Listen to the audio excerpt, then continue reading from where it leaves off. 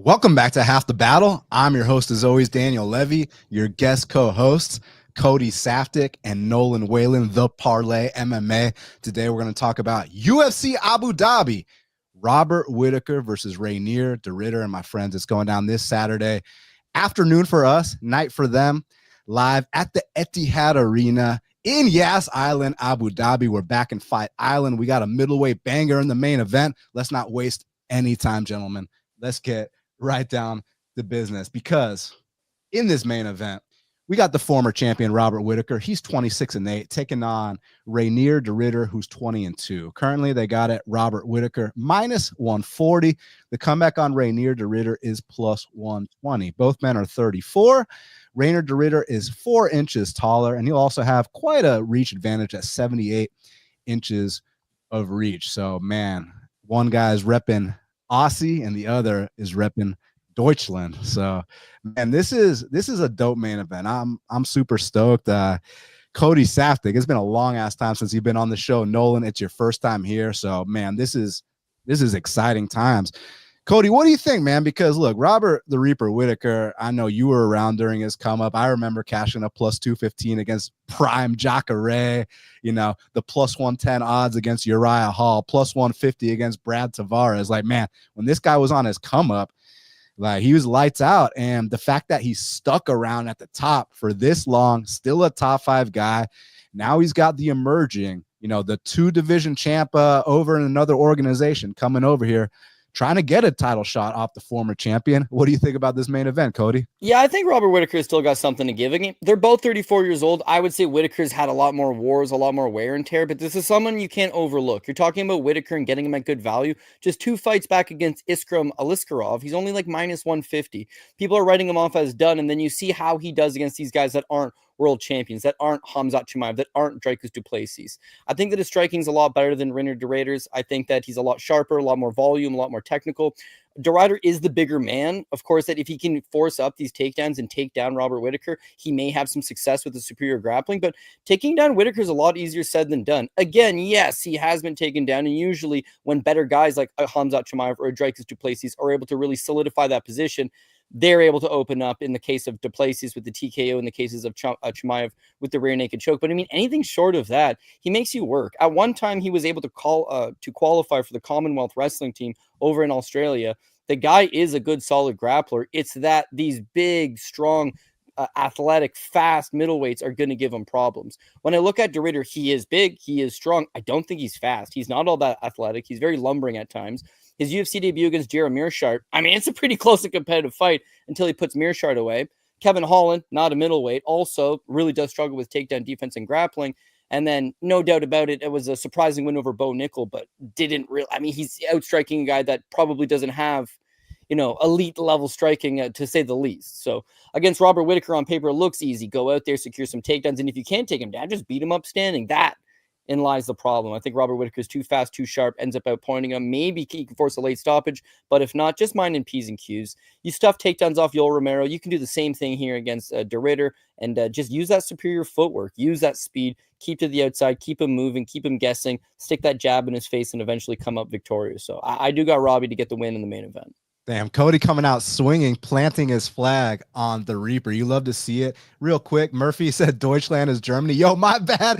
Look, I know the guy's Dutch. I know he's from the Netherlands, so I don't know why I thought Deutschland made sense, but I was wrong, so I appreciate you correcting me. Nolan, what do you think about this main event going down in Yas Island? All in all, I feel a lot of the same ways. For RDR, he's kind of this big, new, shiny toy that everybody started to jump on, with the Kevin Holland fight with the grappling deficiencies of Holland. And then, of course, against Bo Nickel, he was a massive underdog. But all of his opponents in the UFC, from GM3 and the 2 guys I just mentioned, have faults that I don't really think Whittaker does. Holland can't defend the submissions or the takedowns a lot of the times. He gets his back taken. It's usually wraps. Bo Nickel lacking that experience that Robert Whittaker's got. And then GM3 is just older, takes a little bit of damage, doesn't have the striking or footwork. And honestly, for Robert Whittaker, if he stays on the outside and uses his footwork, I don't think RDR is like a Du Plessis where he has the power and can just kind of track you down and wear you down with damage. Like, RDR's got to get the fight against the cage and really wear down Robert Whittaker over the course of probably at least 2 to 3 rounds before Whittaker really starts to slow down. And then what's he going to do? Submit him, take him down? Possibly. I don't know. I just feel like Robert Whittaker, so much experience. He's a veteran. He's fought, everybody you could think of in this division, beaten a lot of guys. He's a former champ. We'll see where RDR really is, because the first 3 fights he's had, yes, they're notable names and some good talents, but they're guys that lack a lot and guys that have some faults. And I think, RDR is going to have to really fight a perfect game here. But I'm taking Robert Whittaker. I like Cody said, I think he's got more left in the tank. Clean striking, a little bit of power, cardio. If he doesn't get put up against the cage, I think his cardio will last the full 5 rounds. So I got to take the Reaper. And the line's not like crazy off or anything. So. Okay. 2 for the Reaper. You love to see it. But guys, I'm going to have to make the argument for the underdog here. Listen, you know how much I respect Robert Whittaker. I already mentioned, cashing plus 215 on him against Prime Jacare. All the other times I've cashed on him at dog odds on his come up. And both men are 34, but there's a difference between, actual numerical age and fight years. And I think that's going to show here. Like, I think that I don't want to say the new meta, but there's a kind of new era of these fighters that they do everything wrong, but they're extremely physical and they're taking over the sport. Dricus du Plessis, Lockdog. Did you see Lockdog go in there with a man way more technical with him? Lockdog's got his hands down the entire fight, just walking him forward. Like, this shit doesn't make sense. Gene Silva. I mean, I don't get it, but Reinier de Ridder is the jiu-jitsu version of those guys. And, man, when you see the size difference in this fight, I'm telling y'all right now, when you see him and Whittaker in there, it's going to look like they're a weight class apart. And I'm impressed with de Ridder in a kind of, non-conventional way. Like, if you show his boxing technique to a boxing coach, they're going to laugh at you. You show his kicking technique to a kickboxing coach and be like, dude, what the hell is this? His wrestling. Hey, let me say this. He pinned Bo Nickel. Listen, Bo Nickel went for a guillotine on him. He ended up in side control, and he had both shoulders pinned, held him down for more than 3 seconds. Hey, you pinned Bo Nickel. That's pretty badass. But listen, man, I like the way that this guy marauds forward. He knows exactly where the strengths lie, and he has the kind of experience necessary to come in here and challenge himself against people like this. This isn't some random guy who's like, 2-0 off Contender Series, hasn't even had 10 pro fights, challenging the great Robert Whittaker. This is a guy who has been paying dues in much higher weight classes, right? His only losses are at heavyweight against an absolute beast of a man. And there's weight classes for a reason, man. And I'm not trying to say that Robert Whittaker is on a decline, but what I'm trying to say is that Robert Whittaker hasn't evolved. Like you referenced the Yoel Romero fight, which, I mean, that's when he won the belt. But how long ago was that, man? We got to be approaching damn near 10 years from there. And he was amazing back then. And also in the Jacare fight, like, if a prime Jacare can't take you down and submit you, I mean, what else is there to say? But you fast forward to the Dricus fight, and I know now it's so easy to be like, oh, Dricus is the champ. How could you hold that against him? Dude, like, I feel like people forgot that tons of guys have had success against Dricus, whether it's Derek Brunson full mounting Dricus, whether it's Darren Till having a bunch of striking success against Dricus, whether it's Sean Strickland, the first fight, having a 50-50 fight with Dricus. But the way that Dricus ran through Rob, and more importantly, here are my takeaways. Now I know that Rob can be judo throwed. Now I know that submission attempts are a real thing. Y'all saw that Darce attempt that Dricus had on Rob. And then you fast forward to the Hamzat fight. Oh, but it's Hamzat. Well, Hamzat took him down one time. The fight was over shortly after. I have never seen Rob Whittaker quick tap in a fight. And I'm just saying, like, going back to the Jacare example, I know I've already mentioned it 3 times, but like, if you could survive a prime Jacare, how do I not think that you haven't, how do I not think that you're not declining now that these things are starting to happen to you on the mat that didn't happen to you in the past? And here with Reinier de Ridder, look, I think it's going to be tough because Rainer's super goofy on the feet. But like, where have y'all seen the evolution in Bobby Knuckles' game? He's amazing, He's still got the same karate bounce that he's always had. He still has that 1-2 high kick, disguises that high kick beautifully. The takedown defense is on point, but my boy's talking about retirement now.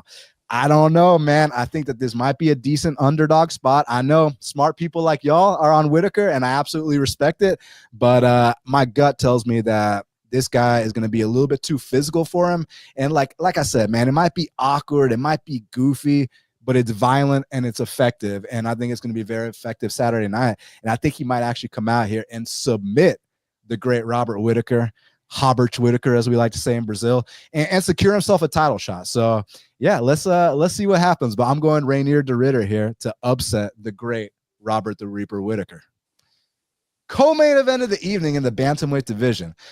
We got the legend, the former champ, Petr Yan. He's 18-5, taking on Marcus McGhee, who's 10-1. Currently, they got it Petr Yan -375. The comeback on Marcus McGhee is +300. Marcus McGhee is 5'8". Peter's 5'7". I think he's more like 5'6". Marcus is 35. Peter's 32. And Marcus is going to have a 2-inch reach advantage at 69 inches of reach. So, Nolan, kind of the way I see this is like, okay, you hear this fight got announced and you're like, oh yeah, Peter's better than him across the board. Peter's done this, Peter's done that. What has Marcus done? But like, this is the definition of a letdown spot. Like, what does Peter have to gain from a win here? I'll tell you this, he's got a lot to lose and a loss. So yeah, a win is obviously better than a loss, but I'm just saying like if this fight never happens, right? And he's still on the same 2-fight win streak he's on now over Davison, over Song Yadong, it's just as good as if he adds Marcus to the list. So to me, this is a very high risk, low reward fight for Petr Yan. But for Marcus, this is your Super Bowl kid. I say kid, he's 35. But again, back to the numerical age and fight years talk. I think he's a young 35 that hasn't taken a lot of damage. But Nolan, man, I mean, listen, like we said, Peter has seen all there is to see in this division. He's been there, he's done that. But this kid, Marcus McGhee, is a physical freak. You know that Peter likes to take his time to make his reads. And this is, like I said, the definition of a letdown spot. I mean, do you think an upset's brewing, or do you think we should just trust our logic and say, hey, Peter, you're simply better than this guy. Go outclass him. No, I think the dog is live, and I was a little shocked to see him make this fight and Peter accept it, just because, like you said, I mean, he's got everything to lose in this spot.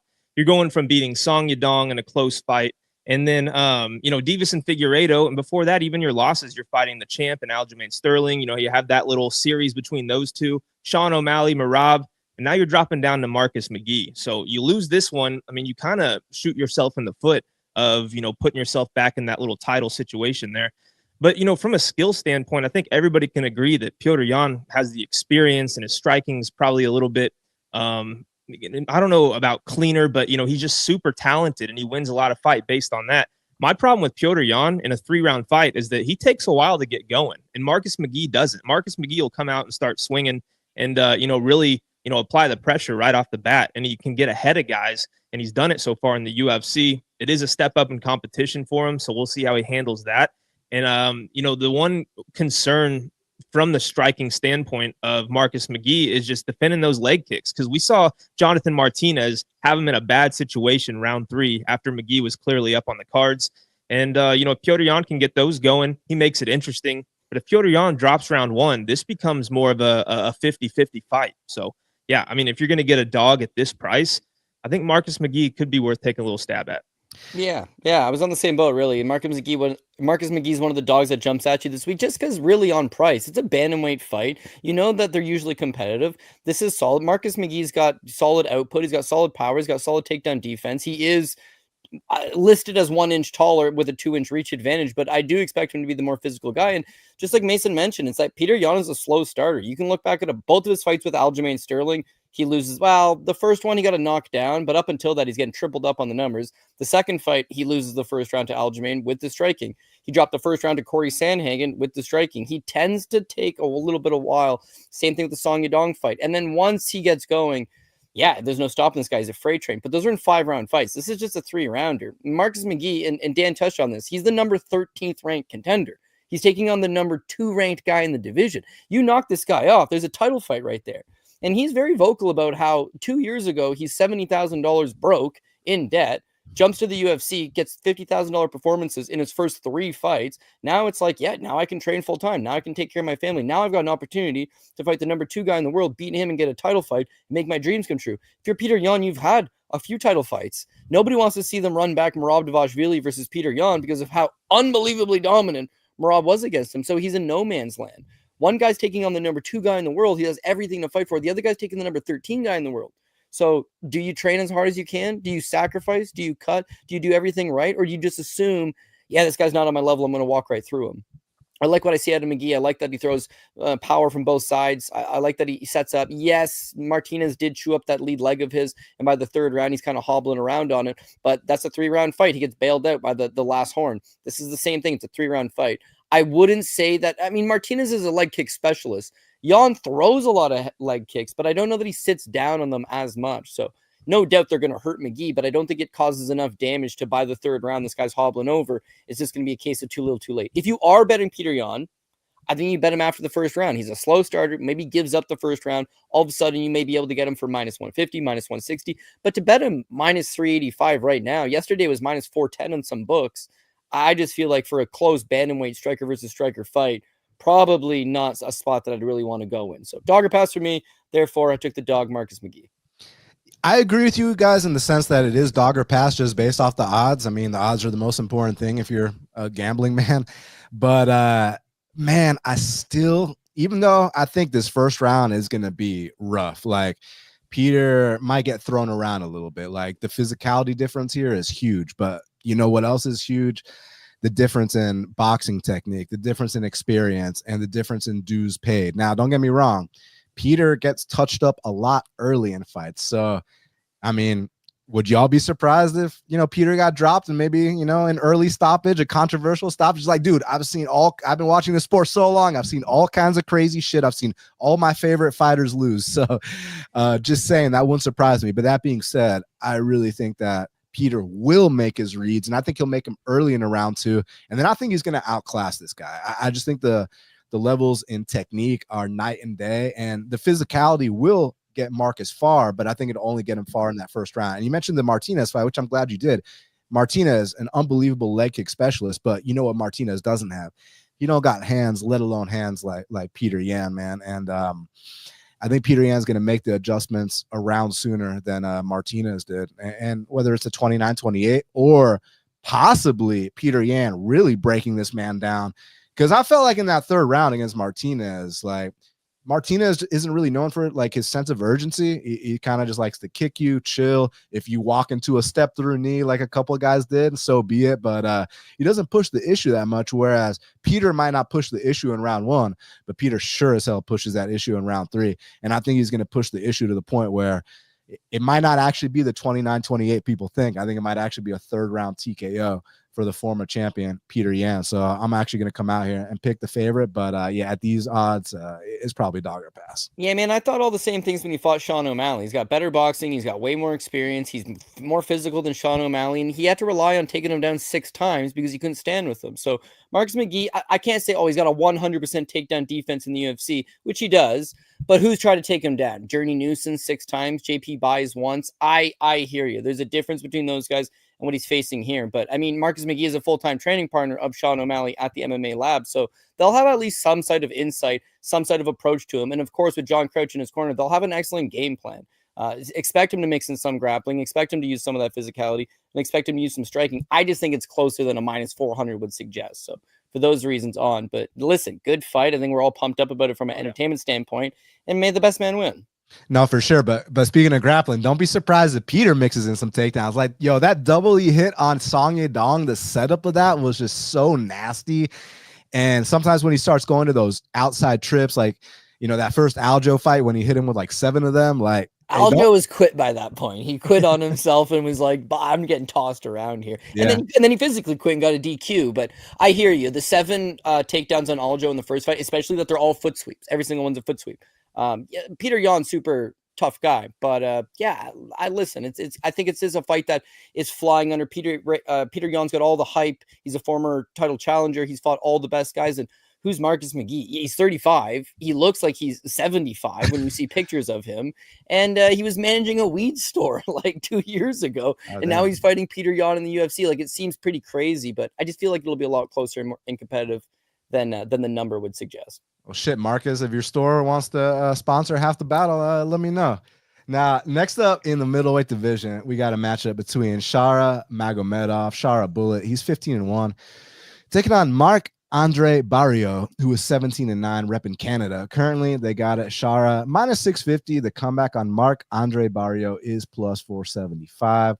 So Shara 6'2", Barriault 6'1", Barriault with a 74-inch reach to Shara 73, and Barriault is 4 years older at 35 years of age. So, I mean, I think we know the dynamic here. Shara wants to keep this on the outside, do what he does with his kicks, but my boy Powerbar wants to do the exact opposite. He wants to go in full hockey enforcer mode, get him in that clinch, get him up against the fence, single collar tie, uppercuts, you know what I'm saying? Like my boy Jeff Odgers from the Atlanta Thrashers back in the day. I know Cody Saftik knows what I'm talking about, but Cody, I'm going to let you go last on this one because I know you have an opinion on Barriault. I'm very curious what it is, but first, Nolan, set the table for us, man. What do you think about this fight?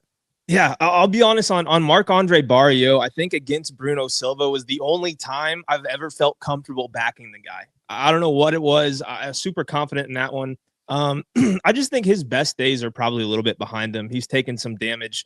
And, I think this is also a fight, though, that he could come out here and get some people's hopes up that have backed him in this fight, because I think he could put him against the cage a little bit early and, fight that dirty fight in close in the clinch, throw some uppercuts.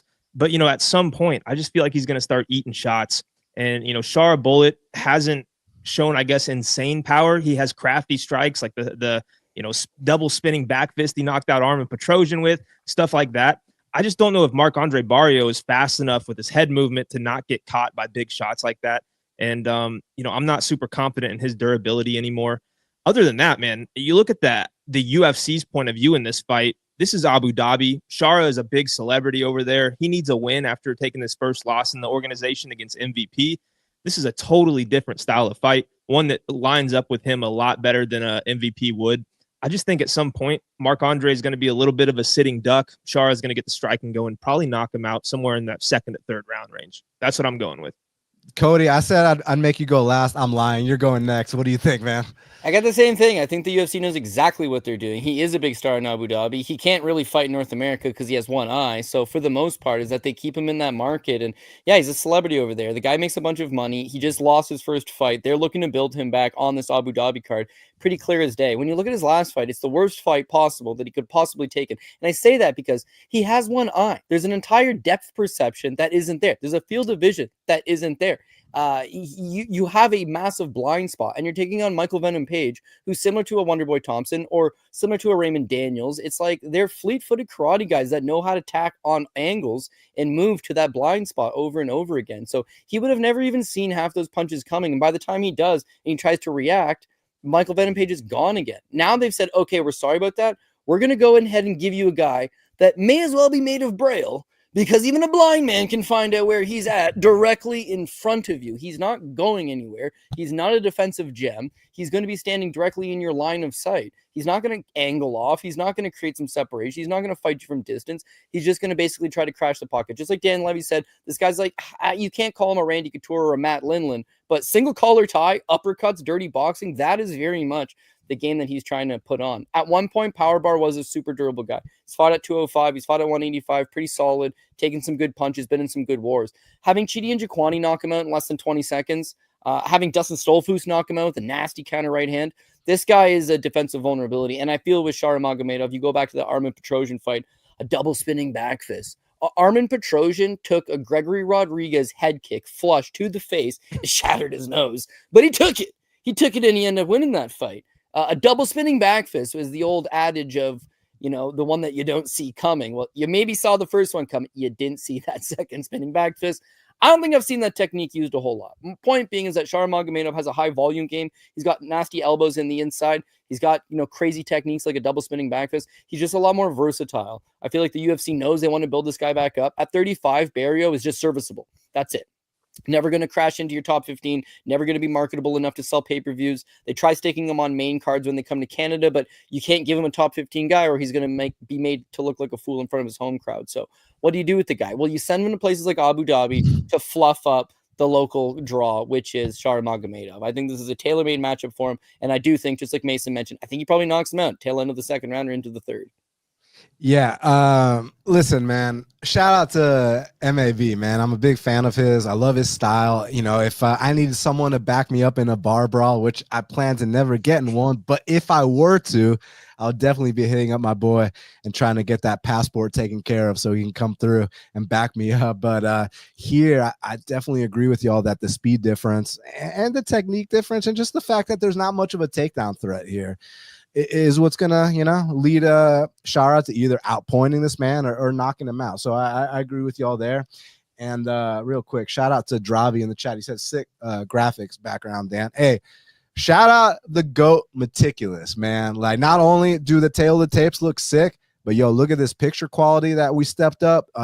This show is dedicated to my friend, my producer, my brother, everything else you are, bro. Meticulous. Thank you so much for everything you've done for Half the Battle behind the scenes, man. You are greatly, greatly, greatly appreciated, my friend. Now, next up in the flyweight division, we got a matchup between Almabaev. He's 21-3, taking on Jose Ochoa, who's 8-1. Currently, they got it. Almabaev -115. The comeback on Jose Ochoa is -105. Jose is 5'7". is 5'4". Wow. Jose is going to be 7 years younger at 24 years of age, and he's going to have a 2-inch reach advantage in this spot. So I'm very excited about this fight because, I actually just saw Jose Ochoa fight last month in Atlanta in my backyard against my friend Cody Durden. Now, watching the fight live, I had a very different takeaway than when I rewatched it last night. So when you're in the arena, you miss certain things, you think certain things, and what I thought about that fight, coming out from the arena was so different than what I thought last night watching it back. So from the arena, I thought that like Cody was like trying to be like, Justin Gaethje and just getting bloodthirsty and trying to brawl with this guy. And that's not what happened at all when I went back and rewatched it last night. Actually, I got to give so much credit to Ochoa because he did something so subtle but effective in terms of feinting the shots up the middle, the knees, the teeps, and relentlessly feinting them to the point where it's like, you're going to be discouraged to shoot, man, because you know that something's coming up the middle and you might run into something big. And the times that he was able to get him down in the first round, Ochoa did a great job getting back up to his feet. And then late in the first round, when he actually got rocked, I thought he did a good job surviving, recovered very fast, and then caught Durden shortly after that, seconds into the second round. So this kid, he's also got the size for the weight class. I thought he was impressive in his debut against Lone. And then I also loved his regional footage. I love the camp he trains out of. So here, the dynamic is something that you guys are very well familiar with. Asu needs to come out here and not just grapple, but relentlessly grapple. Getting takedowns is not enough because this kid's going to pop back up. You must hold this man down. You gotta drain his gas tank and, grind him out, man. It has to be a life alert situation. Help, I've fallen and can't get up for Asu to win this fight because on the feet, I think he's in big trouble. And if he can't hold this man down, I also think he's in big trouble. So I respect Asu because he's the kind of guy that knows exactly where his strengths lie. He's not going to fight uncharacteristic. He's not going to, he's not going to do something that isn't him. So I respect that about him. But that being said, he's got a very one-dimensional approach in a ever-evolving division. And I think he's got a young, dynamic stud right in front of him. And initially, I was like, man, it's a quick turnaround. You're going halfway across the world. But then I remember that Josh Van quote, where Josh Van, he fought Bruno Silva, I believe. And then a couple of weeks later, he turned around and fought Royval. Or did he fight someone else before Royval? It was Bruno Silva, right? And then, he fought Bruno. Yeah. Okay. So a lot of people, so I picked Josh Van, like plus something odds against Royval. But a lot of people's thing was, dude, he just fought 3 weeks ago. Like, he hasn't taken enough time. But I heard an interview with Van and he was like, yeah, I just viewed the Bruno fight like a sparring session for this. So, like maybe Ochoa viewed the Durden fight like, hey, that was a sparring session to get me ready for this. And if that's the case, I think he can come out here, not necessarily stuff every takedown, but get back up from the takedowns. And more importantly than anything, land the damaging shots. But it's not just Ochoa and Almabaev that we need to worry about. You guys know what part of the world we're in. And we know what kind of judges we're dealing with. So I advise that I advise always in betting that you get the best of the number and that you use proper money management, because with these judges, it could look 30-27 Ochoa to us, and they could read out 30-27 Almabaev. I mean, we're talking about the place where my boy Carlos Leal got robbed, and he's coming back this weekend. So just proceed with caution. But for me, I'm going to actually go with Jose Ochoa here to keep climbing up the rankings, to beat another guy who's much more experienced than him, and show what kind of talent he is. So, Cody, I mean, is it too much too soon, or do you think that he's ready to swim with someone like Asu Almabaev here in Abu Dhabi? Yeah, I'm picking him as well. I think he wins, but I think it goes back to what you're saying. Not necessarily part of the world. It's just if I knew for sure that the judges were looking at control time or they were looking at damage, you'd feel way better, because damage is going to be coming Ochoa all day long. The thing with Almabaev is his first couple of fights in the UFC does sub Ode Osborne, but CJ Vergara, 9 takedowns, 44 significant strikes landed. Against Jose Johnson, 6 takedowns, 20 significant strikes landed. And Jose Johnson almost caught him in a submission as well. Jose Johnson can't stuff takedowns from anybody. Super long, throws up triangles and arm bars off his back, is able to sweep, get on top, and throw up a submission attempt. So I don't think this guy's the end-all, be-all. He averages 2.32 strikes landed per minute. And a fight is 15 minutes long. So he averages about 30 significant strikes landed over the course of a fight. If anybody's looking at damage, he is going to start getting burned. And I think that's what's going to start happening. The early portion of his career is takedowns all day. As I mentioned, CJ Vergara 9 times. Jose Johnson 6 times. Against Matus Nicolau, he went 1 for 6. Against Manel Kape, he went 0 for 6. So in his last 2 fights, he's gone 1 for 12 on takedown attempts. If the only part of your game isn't a surefire lock, I guarantee you I'm getting these takedowns, then it starts to become real troublesome. I feel with Ochoa, same things you mentioned in the Cody Durden fight. Durden's a former state champion in Georgia. He was able to take him down, but the kid's scrambling abilities and get-up game's not bad. The second takedown, Durden's able to establish a little more top control with it, but you see Ochoa do a good job of regarding, clearing space, getting back up to his feet, and then resuming with the striking. Catching him in the second round, clean stuff. His fight with Reinier Kavanagh, striking looks really good. I'm really big on these Peruvian kids and their gas tanks, because keep in mind, he's jumping in on short notice. This is initially supposed to be Asu Almabaev versus Ramazan Temirov, which is like fighting John Lineker, essentially. It's not exactly an easy fight. And then from there, you go to getting a completely different matchup. So Ochoa's short notice, but again, Ochoa lives a mile high in the air in Peru. The guy's got solid cardio. He's 7 years younger, and he fought a month ago. I don't think there's any reason to think he's out of shape. Looking at these Josh Van type guys, Josh Van's from Myanmar, right? So like they're big on Lethwei. You get knocked out 5 minutes later. They give you 5 minutes to recover, and then they'll let you fight again. It's bred into him. It's in his culture. He'll fight 20 times in a month if need be. It's what they do. Thai fighters will fight all the time. Much of the same. Thai fighters don't take as much damage a lot of the time. Not in one championship. They eat a whole lot of damage there. But like in traditional Muay Thai, it's more just like 1 for 1. Whereas these guys over in Lethwei, Burmese bare knuckle boxing, it's a super violent sport. I can't say Ochoa is in the same position, but again, when you look at any Peruvian fighter, they all have good durability. They all have good gas tanks. This kid's young. He's hungry. He's coming for what's his. I think Ochoa springs the upset. So I do have the Peruvian to get the job done at plus money. Nolan, what do you think, my man? I'm going to make a little bit of a case for the other side, just because I like being a system guy. And if you're looking at a buy low spot, I mean, Asu Almabaev, coming off of a fight against Manel Kape, who's obviously a contender, if he can stay healthy and stay in fights, he'd have fought for the belt by now. He loses the fight, TKO, but, Ochoa, phenomenal performance against Cody Durden, coming off obviously the biggest win of his career. I mean, Asu Almabaev's 21-3, tons of experience. I mean, 21 wins and only 3 losses, at most levels is a phenomenal record. It shows that his game planning and his style of fighting has worked, but I think where he will struggle is Ochoa being a little bit slippery and getting back to his feet. If he can wrestle a full 15 minutes, the cardio holds up, I think he's going to make a very good case to beat Ochoa. And on the other side with Ochoa, 24 years old, like how mature is he? I mean, I know he got the knockout against Durden and went into a war with another younger guy in Reinier Kavanagh. But, if he starts going for submissions and puts himself on his back or, it does certain things like that, I think it's just going to play into Asu Almabaev's hand. Now, I can't predict the future. I don't know that he's going to do that. It's just a thought in my head when it comes to Jose Ochoa. If he gets, stuffs the takedowns and keeps it on the feet, I think he's going to, double up, possibly even triple up Asu Almabaev on the feet. But I do think, Asu's shown the ability to land nearly 10 takedowns in a UFC fight before. You know he's going to go to the wrestling. It's not really a question of if, it's just when. And if he does it right off the bat and can just, have success with that, he's a guy that's position over submission. He's going to rack up minutes of control time. And if he can do that, more and more as the fight goes on, minus 105 probably is looking like a pretty good number. All in all, though, I mean, there's a lot of things that have to go right for both guys here to where I do think it is probably a coin flip type of fight. But I'm going to go with the guy with a little more experience coming off of fighting a contender and Manel Kopp. I'll take Asu. I like it. We're not afraid to disagree with each other. You know what I'm saying? No agreeing for the sake of agreeing. Always trust your gut. Before I talk about the next fight, I gotta give a quick shout out to today's sponsor, Bet 105. And I pulled my boy up here. Hold up. And let me remove y'all two for 1 second.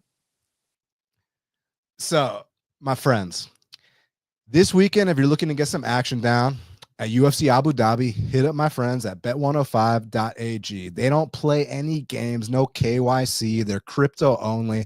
They got minus 105 odds on all major sports. But when it comes to MMA, if you're doing a 3-team parlay, they're going to boost that by 20%. Add a fourth leg, you might be looking at a nice return. But we talk about it all the time. We're going to keep talking about it. Split decision insurance. I know, and then that all of us know that the last time they were in Abu Dhabi, or one of the most recent times with that Carlos Leal, Rinat Fakhretdinov fight, I mean, if things like that can happen, please give me split decision insurance. And what that means is that, look, if you go out there and you win the split decision, hey, no big deal. You get paid. It is what it is. But you lose that split decision, Bet 105 are going to offer you 25% of your money back. Hey, that's better than nothing, especially considering the state of modern day judging in MMA. I mean, you don't know if they're going to fly out Adelaide Bird there. She's going to be jet lagged. You don't know if Chris Lee's going to be looking at his phone. You don't know if what random judge from Abu Dhabi is going to be getting a call from the sheiks while the fighters are walking out. You just don't know. So at least give me 25% of my money back if I get screwed on one of those split decisions. So my friends, go to bet105.ag. Deposit $100, use my promo code half the battle, and get a $50 free bet at bet105.ag using my promo code half the battle. Now let's get back to the show, my friends. So next up in the light heavyweight division, we got a matchup between Nikita Krylov, he's 30-10, taking on Bogdan Guskov, who's 17-3. Currently, they got it. Nikita Krylov minus 210. The comeback on Bogdan Guskov is plus 180. Both men 6'3. Nikita 33, Bogdan 32, and Nikita's going to have a 1.5-inch reach advantage at 77.5 inches of reach. Shout out to my boy Nikita Krylov, man. Like, he's another one of these guys that I've been betting for such a long time, just like earlier on the card, Robert Whittaker. Robert Whittaker was, on his come up, forget about it, to quote my boy Donnie Brasco. But even a guy like Nikita Krylov, man, he was super profitable for the longest time.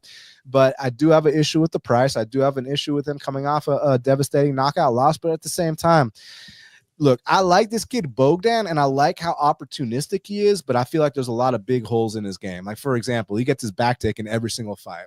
UFC debut against Volkan Oezdemir, gets his back taken, gets choked out.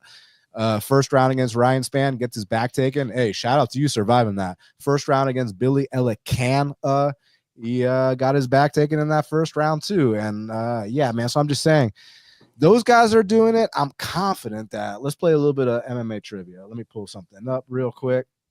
So y'all know of Nikita Krylov as a big-time finisher. I think everyone understands that. So when you look at Nikita Krylov, right, and we take into consideration that he's got 30 wins on his record, right? So of those 30 wins, 28 of them are finishes. Now, out of those 28 finishes, how many of them are submissions? 12 are submissions, 16 are knockouts. What I think is going to happen here, now, before I say what I think is going to happen here, my kind of not issue with Nikita, but let's frame it like this. The thing that I love Nikita as a fan is the thing that I'm kind of iffy about as a betting man. And what's that? Then Nikita don't give no fucks about nothing. Nikita goes out there, kill or be killed, swings wild, and he does not care who you are. He's not scared of anyone. He's going to go out there and try to lay you out viciously. And not to mention, look at the experience this guy has. You know that he took the first round unanimously off the current UFC light heavyweight champion, Magomedov, right? Like, you've seen the level of competition he's faced. He's been there. He's done that. So if we're talking experience, it's a wash. The thing that makes it a little tricky is that because Nikita is so wild, because he is a balls to the wall guy, because he is a killer be killed guy, hey, you're going up against a young, dangerous, hungry guy. All that being said, of course, you have to acknowledge the fact that Nikita could get hurt. This guy is dangerous. This guy's opportunistic. But you know who else is dangerous and opportunistic? Nikita. You know who else has gotten their back taken every single fight? Bogdan. I think that Nikita is going to come out here, take this man down one time, and the fight might be over shortly after. So I'm going to go with Nikita Krylov to come out here and get this dub, but not crazy about the price, Cody Saftik. Yeah, not crazy about the price because when he wins spectacularly. And when he loses because he just tried to win spectacularly and it didn't quite work out. But you mentioned the fact that he's only got 2 decision wins. So I was like, well, who are the 2 decision wins? Volkan Oezdemir, Johnny Walker. Volkan he took down 7 times. Johnny Walker he took down 3 times. He don't want to stand with the guy. He's got more than enough to take him down. You mentioned that he took a round off the current champion, Ankalaev, whom he took down. He has a split decision loss to Glover Teixeira, whom he took down twice. He's got takedowns over guys like Jan Blachowicz. No doubt about it, I think he can take Guskov down. And where Billy Elekana hangs out on your back, then gets tired, Ryan Spann takes you down and then gets tired. Nikita Krylov could, in theory, take you down and get tired, but I think he's leaps above those guys. I think that he should be able to hold some of these positions, get Guskov, try to go to that turtle guard, hold him here, kill some time off the clock. If he can grab the submission, good. I'd rather get this thing over with sooner rather than later. But if not, he has proven against better guys that he can fight a few rounds. The problem is when you're taking on a guy like Dominic Reyes, who's fought for a world title and arguably beat John Jones, is that there's not a whole lot of rooms for mistake standing. Guskov, meanwhile, is like Homer Simpson. He just waits for his opponent to get tired. All of his wins, even his win over Zach Pauga, he's getting doubled up on the significant strikes before he catches them. Like he relies on his opponents making this fatal mistake. And Krylov just made a mistake. He just slipped up against Reyes in his last fight. I think he takes a completely different approach and goes right to his wrestling, goes right to his takedowns. Dan, you've been breaking this sport down so long that you remember when Nikita Krylov was 1, Ukrainian, 2, a heavyweight, and 3, went by Al Capone for some weird ass reason. Now he's the minor, he's Russian, and yeah, he's a completely different guy with a whole bunch of tattoos. I think Krylov does have a vintage performance of sorts, gets the win over Guskov, and just allows people to see Guskov's nothing special. He's just been outlasting mid opponents, and Krylov should be a cut above that. Minus 200, I also don't agree. He's just not a trustworthy guy. But you got to see style clashes for what they are, and this one favors him big time. So I do have Nikita Krylov as well. Nolan, you ever seen the pictures of Nikita looking like Al Capone from back in the day? It's so pathetic, man. It's weird. Where's Nikita train out of right now? He's banned from Ukraine. So I don't know. Yeah. I mean, it makes you wonder, though, like what's going on behind the scenes with him, leading up into fights and stuff. But I don't know. That's neither here nor there. But for me, I've got one play on real quick. Where's Bogdan training? With Walter Walker, Russia. Okay. Yeah. I respect it. So both guys are training in Russia then, huh? Yeah, no, I think so. At least if that's, I always see on Instagram him and Walter Walker, doing stupid shit in the gyms and stuff. And so hopefully he's got good heel hook defense. Yeah, exactly. I don't even know if your takedown defense is going to get better against Walter, but I think, protecting your legs will. But I mean, I've got one play on this fight so far, and its fight doesn't start round 3 for a lot of reasons you guys touched on too. I mean, Nikita Krylov, he can knock you out. Like you said, 16 knockouts, 12 submissions. Like that's a lot.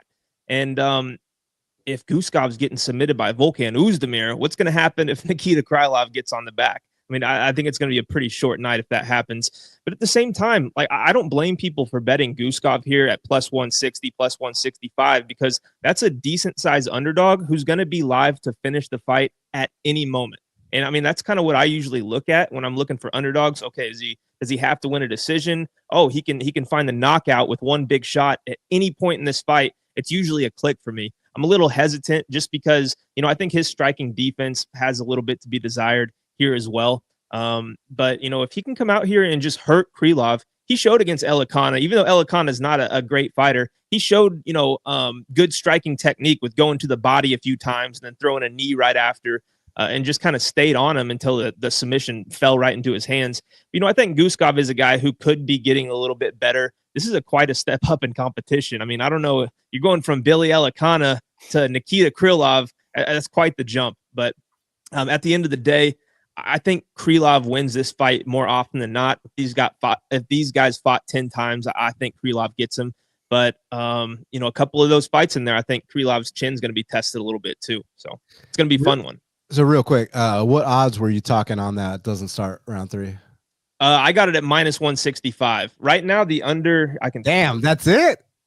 Right now, the under 1.5 is -140. No, but what doesn't start round 3? That's what I want to know. Hold on, let me pull it up. You got -165, you said? -165 or -175. Hold on. Either way, that's fuck. That's cheap, dude. Do they think that like Nikita's gonna like just grind him or something? Like not choke him out? Like what are they thinking?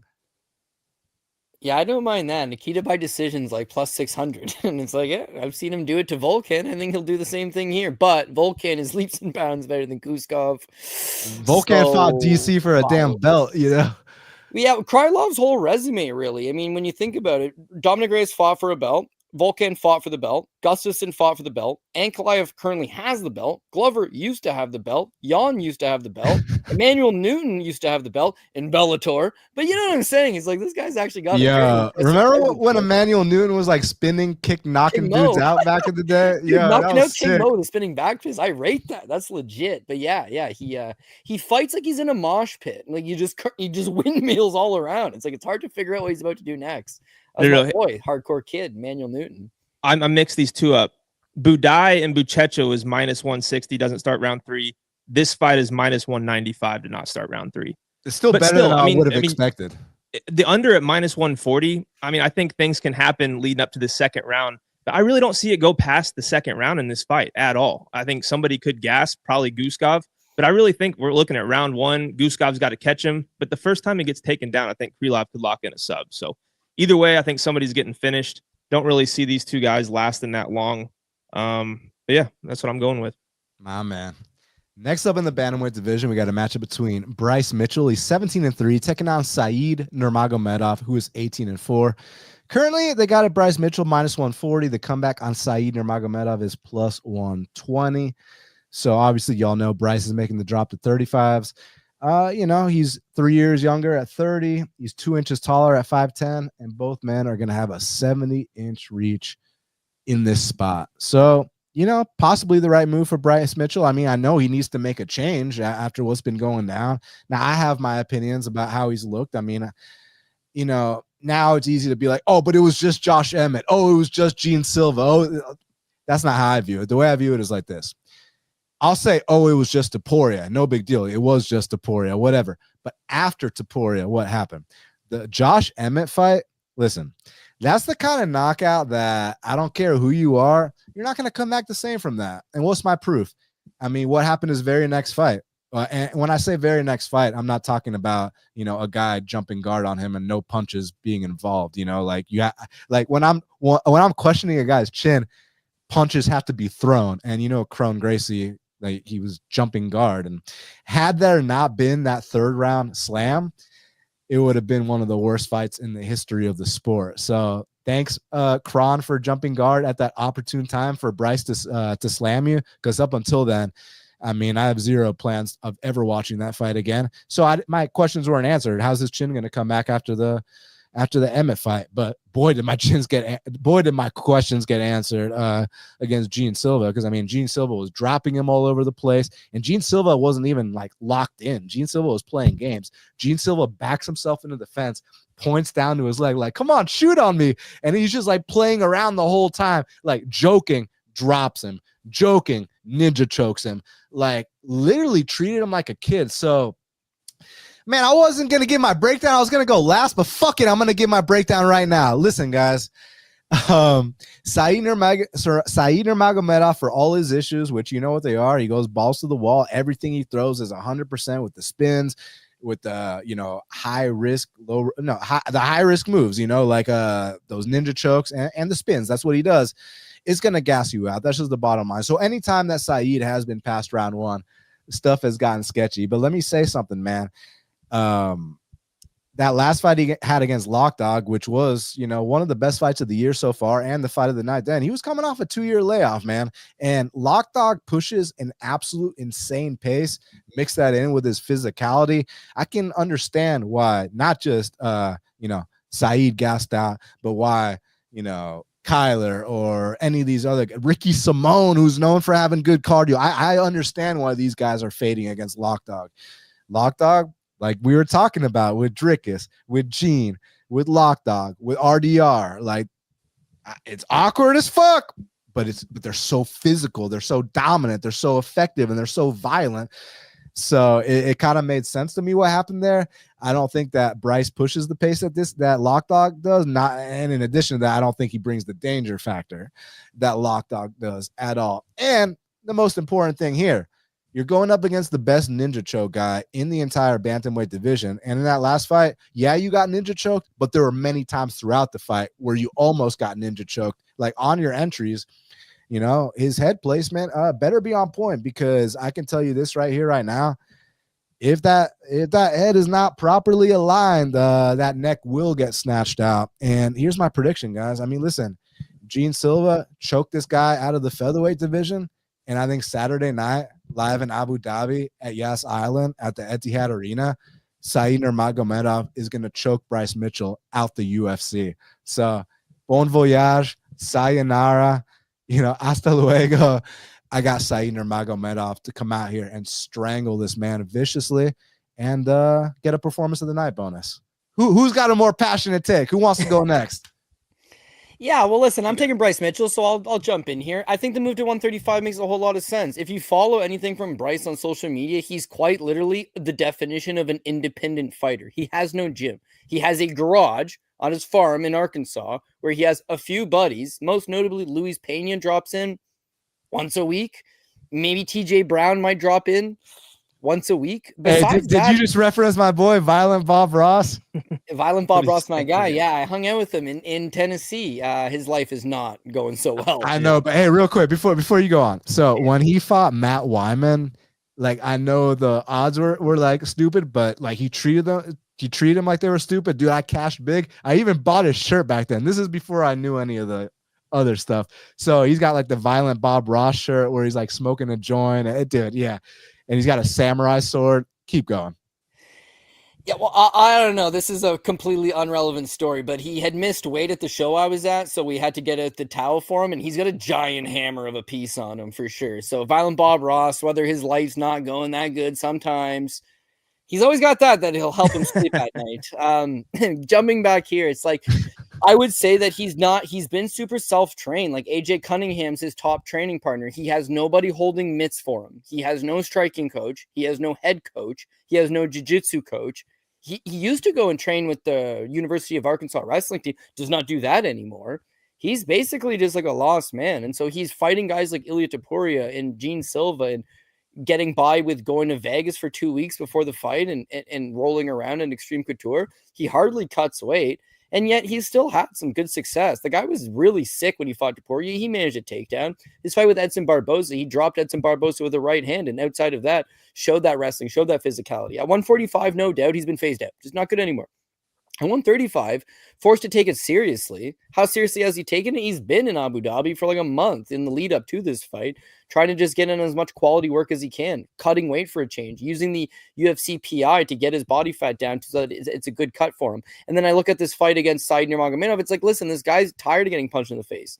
Like you said, he's changed after Emmett knocks him out. Then Gene Silva's dropping him left, right, and center. He's got to get back to his roots. He's got to get back to the basics. He's got to get back to using that American physicality, that grind, and that BJJ black belt. With Saeed Nurmagomedov, he's not exactly the biggest bantamweight going. Yeah, he's got a nasty ninja choke, nasty guillotine. He's got 3 wins in the UFC by guillotine. It's a modified guillotine here and there, so maybe closer to a ninja. But yeah, if you leave your neck out, he's going to grab it. Outside of that, he's there to get muscled around a little bit. The Lockdog fight, Lockdog's a striker, and yet he goes 3 for 5 on takedowns and has 7.5 minutes of control time. His fight with Ronnie Barcelos was able to take him down twice in the 3rd round, seal the deal to pick up the 29-28. His fight with Sayukub Kakramanov took him down 5 times in the 1st round and was out muscling him around. A big, strong guy at the weight class can do exactly that. And Bryce should be big and strong at 135. So I can't lock anything in until I see the weigh-ins. I got to see how Bryce looks. I got to see if he looks drained. Is he zapped? Is he full of life? How do they pair off next to each other? But as long as he protects his neck and keeps it out of harm's way, I think he's going to have takedowns, top control, ride out some good positions, and get this thing done on the scorecard. So I'm actually going to take Bryce Mitchell. All right, Nolan, where you stand on this? Yeah, no, you guys touched on a lot of it, but I mean, for Said Nurmagomedov, the one disappointment I've had with him is just that gas tank. Like, he just seems to get so worn down. And I think Bryce, he's got to implement some kind of game that can get Said to that point, earlier the better, round 2, and then try to take over from there. I think all the striking and the spinning kicks and stuff, I think that could be kind of a downfall here for Said because, Bryce steps around, takes the back. That's a free takedown for him. I mean, Bryce is going to get himself in trouble when he's shooting double legs and single legs and leaving his neck open because, Said, I don't know how he does it, but he is so fast with it. He's got those skinny, long arms. He just, cinches it up and it's over before you know it. If Bryce can stay out of those situations, I think as the fight goes on, depending on what kind of, how much, I guess, what shape he's in, cutting down to this weight class, if it took a little toll on the gas tank or not. If he has good cardio here, I think he starts to take over this fight with the takedowns and just tries to smother him. Because, Bryce, when he gets top position and he can land a little ground and pound, I mean, he's pretty physically strong. I think he's going to be physically stronger than Said Nurmagomedov here. On the feet for Bryce Mitchell, I really believe that after he got knocked out by Josh Emmett, his confidence striking just hasn't looked great. Like, you can tell the technicalities are coming along a little bit, but he's just kind of sitting there. It looked like he was shadow boxing against John Silva. Like, he didn't want to get anywhere close enough to him to land anything real significant. And that's a little worry for me here too, because I think he will be a little outgunned on the feet. But I do see him getting to Said up against the cage and, rinse and repeat. And I think he'll find a little bit of success. I'm super split. I've gone back and forth on this one, but I'm kind of like Cody. I want to see what Bryce looks like on the scales, because a cut from 45 to 35, we've seen guys do it. They look pretty bad up there. Aldo, when he first started doing it, didn't look great. Like, that's a tough cut when you're that, in those lower weight classes already. So a lot of that's going to depend on it for me. But as it stands right now, with the good weight cut, I'll go Bryce Mitchell too. What do y'all think about Bryce's fight with Kron? Well, I mean, Kron just didn't do anything. He was basically, like you said, he's pulling guard, and then he's not even going for sweeps. He's not even going for submissions. He just accepted it the whole time. It seemed like the first 2 rounds, he's very much like, for Bryce Mitchell, I'm going to keep my elbows in tight. I'm not going to put my hands on the mat. I'm not going to make a mistake. Then he starts to realize, homeboy ain't doing shit. Homeboy ain't even trying to set traps. He's just accepting his incoming death. So then he opens up a little bit on him, smashes him in the face, and that's it. Kron had not fought, I think, in 2.5 years. It doesn't have a style that's aged well. It's you mentioned it earlier, like, it's not really worth touching base on, and nor do I want to watch it again. I did watch it again just to see how much better is his jiu-jitsu than Kron Gracie's, but this is not indicative of a jiu-jitsu match. Kron literally just lies there and accepts it. And he talked all this shit in the lead up about, I got away from what I do good, and I tried to do too much jiu-jitsu because it's the Gracie way. My family members told me, no, you have to win only using jiu-jitsu. I'm going to show you my full arsenal in this fight. What full arsenal? He pulled guard and just tried to use jiu-jitsu. So I don't put a whole lot of stock in it. But I think for Bryce, it's like, okay, can he mind in P's and Q's once he gets these takedowns? Yes. His threat of getting submitted by Nurmagomedov is if he gets caught in transition to the takedown, a guillotine choke or a ninja choke as he's getting the fight to the ground. Once he gets the fight to the ground, I don't think that Nurmagomedov's throwing up any type of significant submissions off his back. And then keep in mind, it's that you're always going to get it with casual fans. They hear Nurmagomedov, they see the OV Russian, they see it's in Abu Dhabi. It's just an automatic foregone conclusion. He has no relation to Khabib. He does not fight any type of style like Khabib. He's a striking Russian with a lackluster gas tank and a nasty ninja choke on him. Okay. I would imagine anybody that fights him from this point out would be like, watch your neck on the entries. If Bryce is too stupid to figure that out, and buyer beware here, Bryce is a pretty stupid individual, then yeah, all right, it might happen. But, if you can just, play with a little bit of ring IQ here and just do the right thing for a change, I think he's got a style that will give Nurmagomedov fits. Did you see what Bryce did today at Media Day? Yeah, I saw that. With the Russian reporter? Yeah, he started talking in Arabic to a Russian reporter. And the Russian reporter's like, bro, that was Russian. Yeah, I actually thought that was funny. Like, it was funny. This dude said, like, that's That actually kind of made me chuckle a bit. But some of the other shit he said, listen, Gene Silva gave him a history lesson, and I think Saturday night, no guy named Nurmagomedov is losing a judge's decision in Abu Dhabi. But gentlemen, any last takes on this one? Yeah, that's it. Yeah, that's true. So listen, guys, we're gonna keep doing the breakdowns, and after the breakdowns, we'll answer the fan questions and all that. But smash the like button, hit the subscribe button, leave me a comment. Yo, let's get half the battle to 10K subscribers so I can give out that free Malcolm Wellmaker merch, signed merch, excuse me. And yeah, let's keep it rolling. So 10K subscribers, that's the goal. That's all I ask. Now, next up in the welterweight division, we got a matchup between Muslim Salikhov, he's 21-5, taking on Carlos Leal, who's 22-6. Currently, they got it. Carlos Leal minus 500. The comeback on Muslim Salikhov is plus 375. So here's the big one. Salikhov's 41, Leal's 31. Both men 5'11. Leal 2 inches of reach at 72 inches, and both men super experienced, but Carlos Leal still kind of making a name for himself in the UFC. So I got a couple things to say regarding this. Number one, shout out to Leal for the balls to return to the place where you were robbed at gunpoint. You were highway robbed, and man, he made a quote that broke my heart. I don't remember exactly what he said off the top of my head, but he said, like, I beat my opponent. I just couldn't beat the judges. I was like, damn. And like when he said that, after the emotions of that fight, I was like, oh my God, like that was real as hell, man. So shout out to him. But here's my thing, man. Muslim Salikhov, that's my dog, man. Like I know now he's 41, but like when he was on his come up, dude, I remember when he fought Zaleski in Abu Dhabi, and I said, no guy named Muslim is losing a judge's decision in Abu Dhabi. And man, he went out there and won a controversial split decision, came through for me as a dog, has come through for me many times against Nordine Taleb. I know my boy Cody Saftik knows that name, launched his ass. Shout out Nordine. But, Muslim definitely came through for me many times. And I just love his style, man. For at his age, his spins are so damn quick still. So I'm a huge fan of Muslim Salikhov. But, on the other side with Leal, the guy's a brute, the guy's a marauder, the guy's a banger, the guy goes forward without a care in the world. He's got an intimidating presence about him. He doesn't take no for an answer. And he's on a vendetta right now. He's on a mission to prove a point. I feel like he can make a run. It's just that when you're dealing with these big odds, this guy's history in a fight that he clearly won still, and split decision insurance wouldn't have even helped you in the Fakhretdinov fight because that shit was unanimous.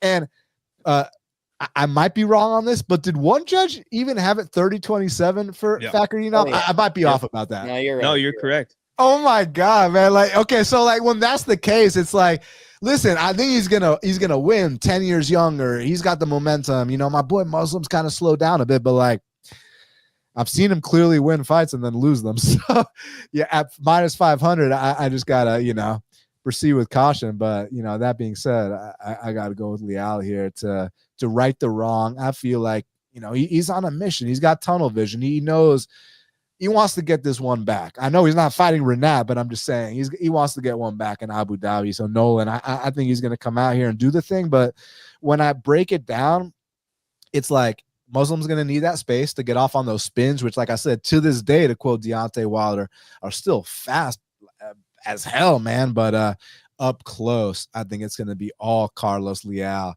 And it's going to be like a cleaner version of Marc-Andre Barriault, a faster version, rip into the body, going upstairs. Like some of those body shots he was hitting on Morano, I was like, oh my God. I was like, you should see my face when I was watching. I was like, dude, like it was nasty. So yeah, I think this guy's a junkyard dog, and I think he's gonna come out here and beat one of my favorite fighters in Muslim Salikhov in Abu Dhabi. So give me Carlos Leal here, Nolan.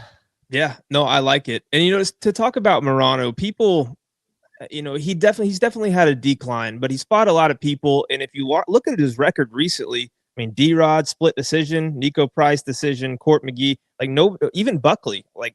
He beat Buckley he lost to Buckley by decision.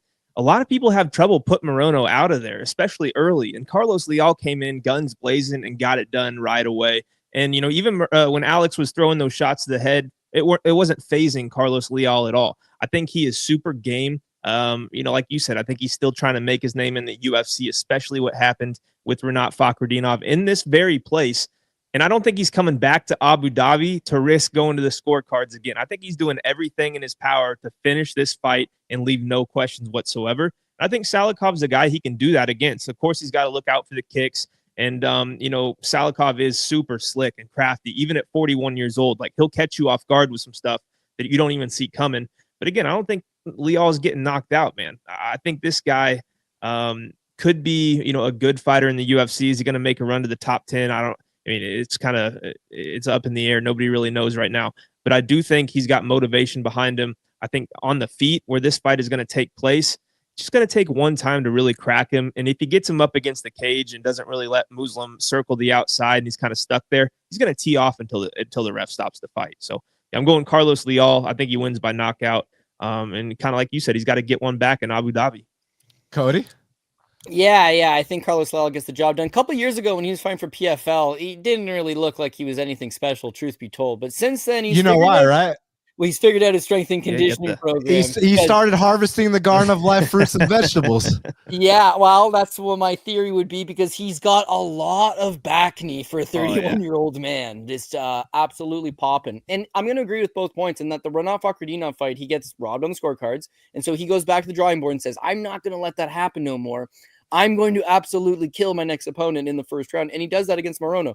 When you look at just the numbers on it, right? Carlos Leal had landed 109, I think, 107 on Rinat Fakhretdinov.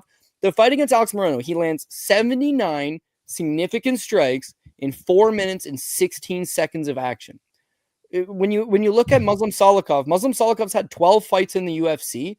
His career high is 63 strikes landed in a fight against Leonardo Staropoli over 15 minutes. Him versus a 40-year-old Masarin Duba, he landed 62 significant strikes.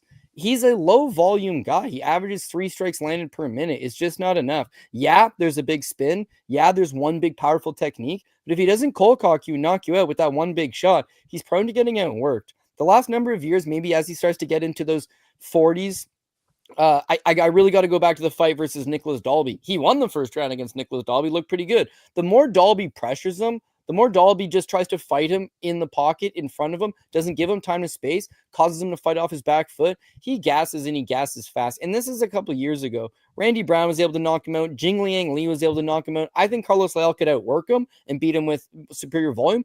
I think he can stand in the pocket and knock him out. You're right that it's hard to beat a guy named Muslim Salikhov in Abu Dhabi. So best path to victory here is go out there and knock this man out. Furthermore, when you look at that decision, David Leatherby gave Leal the first round, scored the rest for Fakhretdinov. Michael Bell, terrible judge. He gave Leal round 2, but gave the other ones for Fakhretdin. Hadi Muhammad Ali was the guy that scored at 30-27 Fakhretdinov. Who the hell's that guy? But you knew he was going to score at 30-27 Fakhretdinov. For the record, 16 media members submitted scores. All 16 gave it for Carlos Leal, including 11 of them 30-27 Leal. So you're not right, Dan Levy. He definitely got robbed when he was in Abu Dhabi. And the best way to remedy that is to go out there and get a knockout victory. If you can't get the knockout victory, just put such a high pace on him in that first round that Salikhov will start to slow. And then Leal, from that point, I think will just keep a higher volume of strikes landed and edge it. Likely by knockout. If not, there's a plan B. Just outwork him. Now, next up in the bantamweight division, we got a matchup between Damon Blackshear. He's 17-7-1, taking on Davey Grant, who's 14-7. Currently, they got it. Damon minus 330. The comeback on Davey Grant is plus 270. Currently, I just said what the odds are. My bad.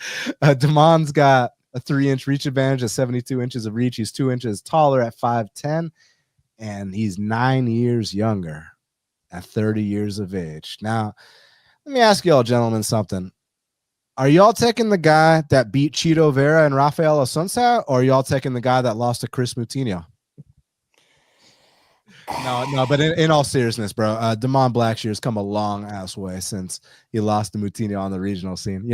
Just had to set the table in the sense that, like, not only does MMA math, or just, dude, tons of guys have had embarrassing losses earlier in their careers and come back to do great things. Did you know that Yuri Prohaska lost to Bojan Velichkovic? Like, you know what I'm saying? Well, even Davey Grant's lost to Damian Stasiak and Manny Bermudez, both by submission. So, like, yeah, that's just the nature of the game. Lucas Brzeski's 1-6 in the UFC. Look who he beat. One win is Walter Walker. Yeah. Look who he beat. It's people think like, oh, you guys told me this guy's gonna win. It's like, yeah, and he may have won, but unfortunately, they got to fight one single time, one set of circumstances, one night. They don't fight 10 times. They don't fight 100 times. It's not a simulation where you can say this guy wins 89% of the time and he still loses the fight come Saturday. It's just the nature of the beast. But you're right. Losses make guys better, and both these guys have gotten a lot better since some early wonky setbacks. Yeah, listen, man. I know Davey Grant's 39, but Davey Grant's a tough cookie, man. That last fight against Ramon Taveras, I get it. That's a much less seasoned and experienced guy, but he treated him like that. He treated him like that as an underdog, and he landed, I believe, a career high significant strike. So you love to see, even though he's closer to 40 than he is to 35, like the guy's still, hungry, making improvements. You love to see things like that. And with Damon, I feel like there's been some sketchy moments, but I also feel like that last fight he had against Haile Alatang, that was a huge step in the right direction. To see Damon go out there, he's known mainly for his grappling, to go out there 3 straight rounds, over 100 significant strikes, like put a striking clinic on this kid, no takedowns needed. Like that was impressive to me, man, especially considering the adversity he had to overcome against Cody Gibson. But the reason I got to bring stuff like that up is because what are the odds here? The odds are -330. So, this stuff is important to know. So I would proceed with caution parlaying Blackshear. Look, I'll pick him as a pure pick. But like I said, Davey Grant's a tough cookie, and he's the kind of guy you count him out and he'll reverse triangle choke a guy who's beat the entire top 10. Like he'll, and that's not hyperbole. Y'all know Rafael Assunção's resume. I don't got to go through it. I know Cody Saftik knows it, man. I mean, this dude beat the whole top 10 at one point, right? And yeah, man. But I am gonna go with Damon. The youth is gonna carry him over. His striking is improving a bit, but man, Davey is awkward. Davey hits hard, and Davey's shots come from weird angles, man. And he's a longtime vet of the game, beat real guys. So I wouldn't count him out, and I wouldn't lay this price on Damon. But Cody Saftik, at the end of the day, I am picking Damon Blackshear here to get this done. I'm actually taking Davey Grant. I mean, I like it. It's a card that I agree with a lot of the favorites. So it's like, which one of these favorites is going to let me down? And Damon Blackshear's got let me down written all over him. I'm -300. It's just not a price tag I'd want to jump back. No doubt this guy's super talented and he's an excellent grappler. It's just like, it doesn't seem like he's got super high ring IQ. It doesn't seem like he's got super good durability. And beyond that, you just go 2 fights back to the Cody Gibson fight. He says on the mic afterwards, post-fight, like, oh, I wasn't feeling good backstage. My stomach was upset. Maybe something I ate for lunch. I didn't want to push myself in that first round because I didn't know how I'd hold up. It's like, dog, you're fighting Cody Gibson, and he's outworking you, beating you up on the feet. The next fight with Alatang Haile, you're right. His striking looked much better. High volume, was able to fight 15 minutes. No worries. But he shot 0 takedowns. Best part of your game is your grappling, and you go out there and you shoot 0 takedowns. Well, shoot 0 takedowns against Davey Grant. See what happens. I think Grant's got better. But hold on. Sorry. But like, I feel like he didn't feel that threat there, So whereas here, you kind of know Davey ain't the guy you want to play that game with. So I'm not convinced he tries it. Now, if he does try it, I think you got some very valid points. Yeah, I mean, I would think that the way to beat Davey Grant is take him down. And I say that just because of stuff that happened 7 years ago. He lost on the tough finals against Chris Holdsworth, who caught him in a rear naked choke. He lost to Damian Stasiak, who caught him with an armbar. He lost to Manny Bermudez in I think it was a triangle armbar. There's ways to beat him with the grappling. But since then, he spent a lot of time improving it. And as you mentioned with the Rafael Assunção fight, it's an inverted triangle choke in the 3rd round. I think he's made a lot of improvements to his overall game, but it's his blue-collar approach. Brings a lunch pail with him, throws up 100 significant strikes, has enough power to turn your lights off, has a nice little win over. The wins don't look good like Louis Smolka or Martin Day, but Jonathan Martinez, they dropped each other in that fight. And Davey went down first, got up, put Martinez down, and Martinez didn't get back up. I think that the Ramon Tavares fight, I don't rate Ramon Tavares' durability. When he does get finished, he usually gets finished pretty quickly. But Grant showed that he can fight a complete 15 minutes, lands 164 significant strikes. Even though he's turning 40 in December, there's still a little bit left in the tank. I think he's physically strong, should be able to just keep Blackshear upright. And no doubt Blackshear's younger. He's faster. He's a better grappler. If he shoots those takedowns, he could have some success with it. But he seems prone to just fighting to his opponent's level a lot of the time. When his last loss, Montel Jackson knocks him out in 18 seconds. I don't think the guy's durability is that good. I seen Cody Gibson boxing him up for periods of time. And the Alateng fight, again, it's no discredit to him. He doesn't sense the threat on the feet. So I'm just going to hang out on the feet with him. But you finish Cody Stamen. You finish Cody Gibson. Alateng Lee's not a top 15 guy. If you want to move up the rankings, it's not enough to just 30-27 a guy that ain't in your level. You beat him standing. You haven't knocked him out. Switch to something else, take him down, submit him. No, it was his inability to transition between what he wants to do. He either gets stuck in these lulls where it's like, I'm only striking, or these lulls where I'm only trying to grapple. He just doesn't have that fluidity of blending it all together. I think Blackshear is the rightful favorite. I don't think he's this big of a favorite. Furthermore, I do question his durability, and I think Davey Grant's got some sneaky power. So Grant by knockout is plus 900 on certain books. Twist my arm some more, why don't you? I'm not expecting this thing to hit like it's going to be the easiest one in the world. I just feel like if there's going to be some favorites that are going to shit in the apple pie this week and let me down, Damon Blackshear be one of them. So I'm either just going to avoid them altogether or take that little dog stab on Davey Grant by knockout.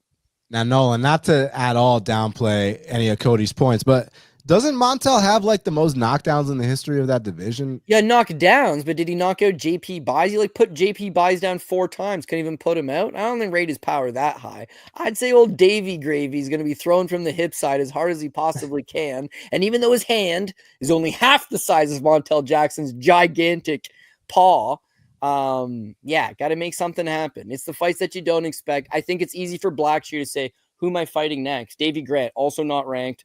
39 years old, not in your league, big dog, not in your league. You got this guy all day. You can beat him on the feet. You can beat him on the ground. All of a sudden, it's like, oh, and then I had to fly from the U.S. all the way to Abu Dhabi, which is a different time zone, which is a different culture, different food. It's summertime right now. It's boiling desert. And you thought your tum-tum was sore against Cody Gibson because of lunch? Yeah, wait until you're sweating one out in Abu Dhabi. Then tell me you're not 100%. And if he's not 100%, he leaves the opportunity open for Davey Grant to slide his way in through the door. So dangerous Davey, proving him wrong one more time, hopefully. And to your credit on the Jonathan Martinez example, I feel like the same thing happened against Martin Day. Like Martin floors him, and then Davey ends up. Yeah, you know what I mean? Nolan, what do you think about this, man? Yeah, no, I mean, from a betting standpoint, I do think it's dog or pass. For me personally, it's a pass. I don't like betting on older fighters and Davey Grant, even though he just showed us that he's not, he's still got a lot left in the tank, landing his career best significant strikes against Ramon Tavares. The thing for me, though, is Tavares he's a boxer, right? Like a pure boxer. He's got good boxing. With Damon, he's going to have that Muay Thai style. He's going to chew up the leg or at least try to. And for an older guy getting kicked in the leg over and over, I think that could be a little bit of a problem. But, for Damon on his side, what makes me not as confident laying this type of chalk on him is that I don't know what his game plan is going to be. Like we've seen fights where he goes out there and he's a little bit grappling heavy. And we've seen fights like his past one against Alateng where he's nothing but striking. And he looked very good doing that. Maybe he felt like he had such an advantage in that department. No reason to mess with it. But if Davey Grant can stuff takedowns or if this is just a pure striking fight, I think he does make it close. I think as the fight goes on, I think it's Davey Grant who finds more and more success. I watched Damon versus Cody Gibson, and we all saw Gibson come out like a bat out of hell. But, Cody Gibson doesn't have a ton of power in the hands, and Damon did not like whatever he was getting hit with. He was kind of curling up against the fence a little bit. If Davey Grant's the one that has you against the fence, I think he's really going to do some damage. So, again, dog or pass, I'm going to pick the younger guy here in Damon Blackshear. You can pick a few of his fights out. Like, he went in there against Mario Batista on after a week after he fought and fought very well. And a lot of people thought he had a chance to win that fight. I just think he's got a little bit more to offer at this point in his career. Davey Grant's got stuff going on outside the octagon. There's going to come a time very soon where it's like, okay, Davey Grant's about ready to hang it up. Like maybe it's time right now. And maybe it could be this weekend. I'm not quite sure. A lot of variables for me to be real confident on this one. I will just have this last thing because you guys are right. He's getting old. He's 39 years old. Do you know who else is 39 years old? Michael motherfucking Johnson. That's true.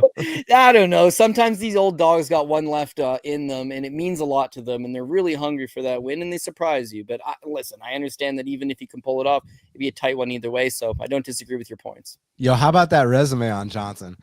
Poirier. Yeah. Tony Ferguson's first UFC L. Edson Barboza co-main event in Brazil. DeCasey as like a +2 something dog. Zell Huber, I'm like, damn, like, and then next fight, Michael Johnson's gonna lose to like a bum. So like that's the history of Michael Stevie Johnson. Ray will kick his ass. Oh, you could tell he just wanted this way more than any fight recently too. Yes. I mean, all the way from the press conference, you could tell Michael Johnson's like, I want this fight badly, and he went out there and got it, man. When he fought Beneil Dariush, headlined the card, they did like a feature with him where they went to this like exotic sports car place. You could buy these like $250,000 sports cars, and he's like test driving them, and he's sitting in them, and the dealer's like, "You want to buy one of these things?" And he's like, "I ain't there yet, but I'm gonna beat Beneil Dariush in this main event, and like I'm gonna make some serious money, and like I'm gonna be driving one of these soon." He never made it. He really didn't. Yeah. So to see him win was pretty cool. It was like on the night of Dustin Poirier's retirement fights, the last dance. Yeah. Poirier's got a hot sauce company, millions in the bank, like everyone's favorite. He's your favorite fighter's favorite fighters. The bottom line. And like MJ's curtain jerking on the main card and picks up a very significant win for him. So no doubt that was cool to see. I was actually at that Beneil versus Michael Johnson fight. So actually, not to correct you or anything, but it was a co-main event to OSP versus Glover. In Nashville. That fight was in Nashville, Beneil versus Mike Johnson? Uh-huh. No shit, eh? Yeah, and you know what was the featured bout? Amanda Nunes versus Sarah McMahon. Good times, dude. Good times. Yeah, man. Yeah. Now, next up in the strawweight division, we got a matchup between Amanda Ribas. She's 12-6.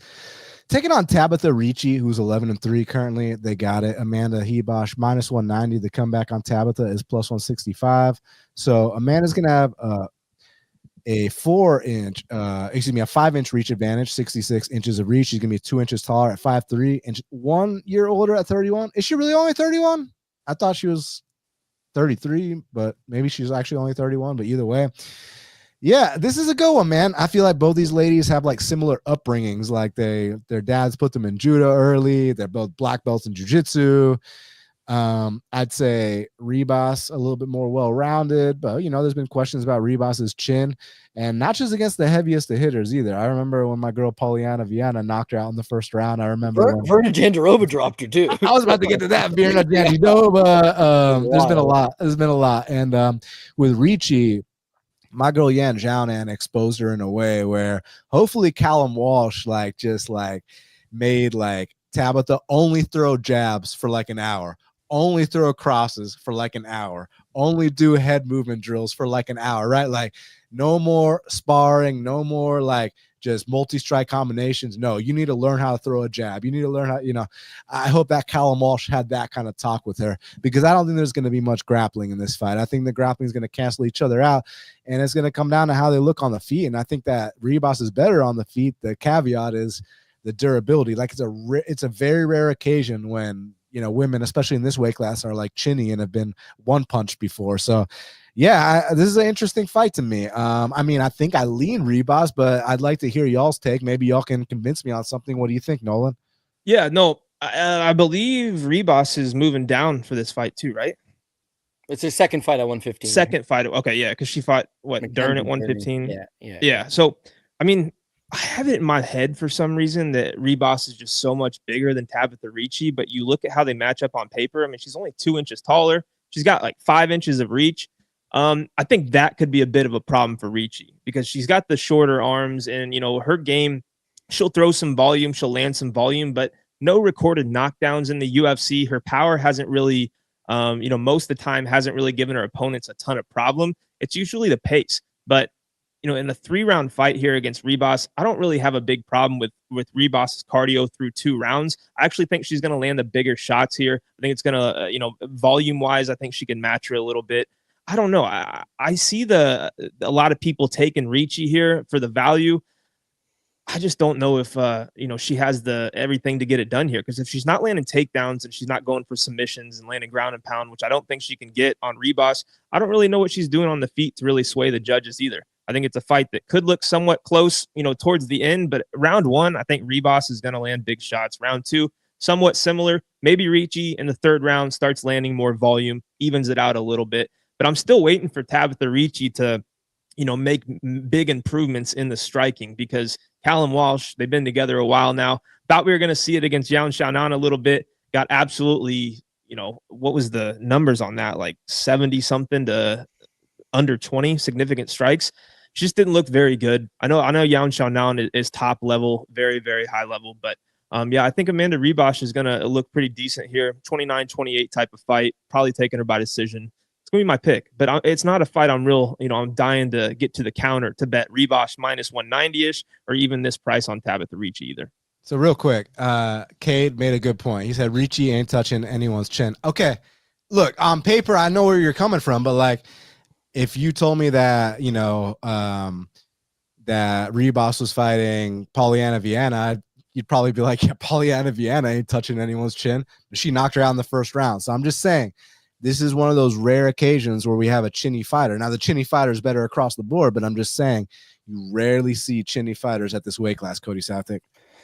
Yeah, well, it's women 115 pounds, right? So getting knocked out seems a little bit strange. Unless you got like Carly Judice throwing 3,000 strikes your way. One of them's going to hit you and put you over. Yeah, you're right. Different. She's good, bro. Yeah, I mean, she's a real quick. player. Who y'all got? Carly Judice or Dakota Ditcheva? Now, wait, I know off the top of your head who your answer is, but hear me out. Look at these cans making the full 3-round distance with Ditcheva. Do y'all think Carly Judice with that crispy striking and just how they match up stylistically, does she have any chance at all, or are we talking minus 1,500 for Ditcheva? What do y'all think? Yeah, well, I don't know if I'd say can. Like, Sumiki Inaba's never been finished. She's definitely, decent. But she's right, Hawaiian, so she's tough, but how good is she really? Yeah, I mean, she barely beat Sarah Ray Orozco, so I would say probably not world class. Orozco looked bad, too, in her last fight.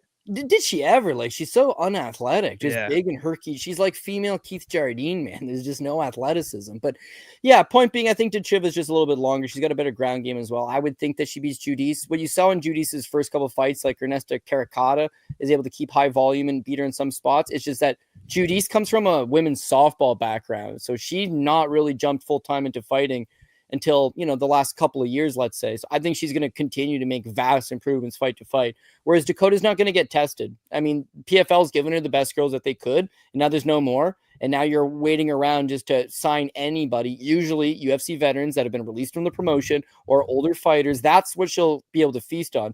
Judice has got an entire roster of just, here's a tougher fight, and then we'll get you a tougher one, and then we'll get you a tougher one. So her ceiling seems pretty high. But right now, yeah, I would say Dakota Ditcheva is just a little too well-rounded. To get my pick on this women's MMA fight, my problem with Ricci is I always think she's undersized. Like, she debuted in the UFC up a weight class against Manon Fiorot, not easy, but Manon Fiorot took her down and was able to out-grapple her just simply based on size.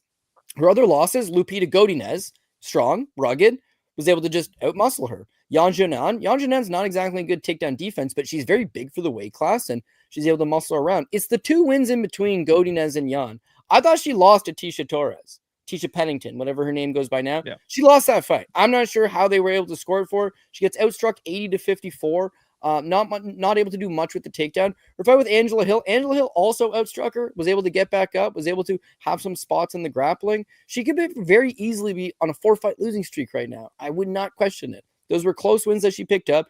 Otherwise, I think that she's perennially undersized. When I look at Ribas, sure, Ribas is not the most durable going, but she had success at 125 against a lot of good girls. Has a win over Vernon Jandaroba, aged well, but took her down. Caitlin, again, it's Caitlin Chukagian, but now they're trying to stick Surmera down your fucking neck. Caitlin Chukagian, she took her down 3 times. Hard to track her. Macy Barber took her down twice. Rose Namajunas, a former decorated champion, took her down 4 times. Her last fight against Mackenzie Dern, she got 2 takedowns, but she looked lost. Keep in mind, she also already has a win over Mackenzie Dern. So this is someone that's operated at a much higher level, has had success against 125-pound girls. I think that at 115, she is going to be too big, too strong. Like Levy said, if the grappling just neutralizes itself and it ends up a stand-up battle, I give a slight edge to Ribas that she'll be able to win it. But I honestly think that Ribas is going to shoot offensive takedowns. She's taken down much better girls than Tabatha Ricci. And if you take her down and then grappling negates itself and it's a stalemate, but you're on top, you're going to grind up these rounds and win this fight. So I do have Amanda Ribas to win it via decision. Now, next up in the light heavyweight division, we got a matchup between Ibo Aslan, he's 14-2, taking on Billy Elekana, who is 7-2. Currently, they got a Ibo Aslan minus 255. The comeback on Billy Elekana is plus 215. So Ibo Aslan 29, Elekana is 30, and Ibo Aslan is 1 inch taller at 6'3". He's also going to have a half-inch reach advantage at 77.5 inches of reach. So I'll just let y'all know, I laid it on Ibo Aslan here. Why did I do such a thing? I know, especially after his last fight. I mean, it seems like, why would you do that, man? Here's why I did that. So you all saw that last fight against Cutelaba. Listen, he got taken down like 3-4 times. He got back up a few times, and then finally on that last one, couldn't get back up anymore. Seemed like he gassed exceptionally fast. I know he's got a reputation for kind of being a gasser because he throws fucking big heat, but I've seen this guy knock people out in the 3rd round, and his power extends late. The way he gassed in the Cutelaba fight was like, yo, there was clearly something wrong. Guess what? There was something clearly wrong. Have you all seen the picture of that staph infection that came out? I mean, the guy literally had a bullet wound on his back. And to take it a step further, have you all seen the documentary that Ibo Aslan put out leading up to this fight? Y'all seen it? No, that I didn't see. So when you get embarrassed the way he got embarrassed against Cutelaba, you know what this man did? He said, I'm going to go to Dagestan for 8 weeks and forget. Good. I mean, bro, like, shows he's serious. If you want me to bet on you, those are the kind of things you do, right? Like, you take full accountability. You're not just saying because of the staph infection, that's why I lost, and now I'm just going to keep doing things how I was doing. It was, look, the staph infection was a huge problem. That's why my cardio wasn't where it was. But I know that if I want to compete at the highest level, I got to get out my comfort zone. So this guy goes to Dagestan for 8 weeks training with those guys. Yeah, I think he's going to be prepared. And on the other side with Billy Elekana, I mean, he literally has the word can in his last name. And if you watch that fight against Bogdan Guskov, I don't give a shit how short notice that was, man. The optics in that fight at the end of round 1 and at the end of the fight were the kind of optics of a guy that is never going to win a UFC fight. Maybe one at most. I know I said that about Tuco Tokos, but like one UFC win at most. But I think this is one of those guys that won't win a UFC fight at all.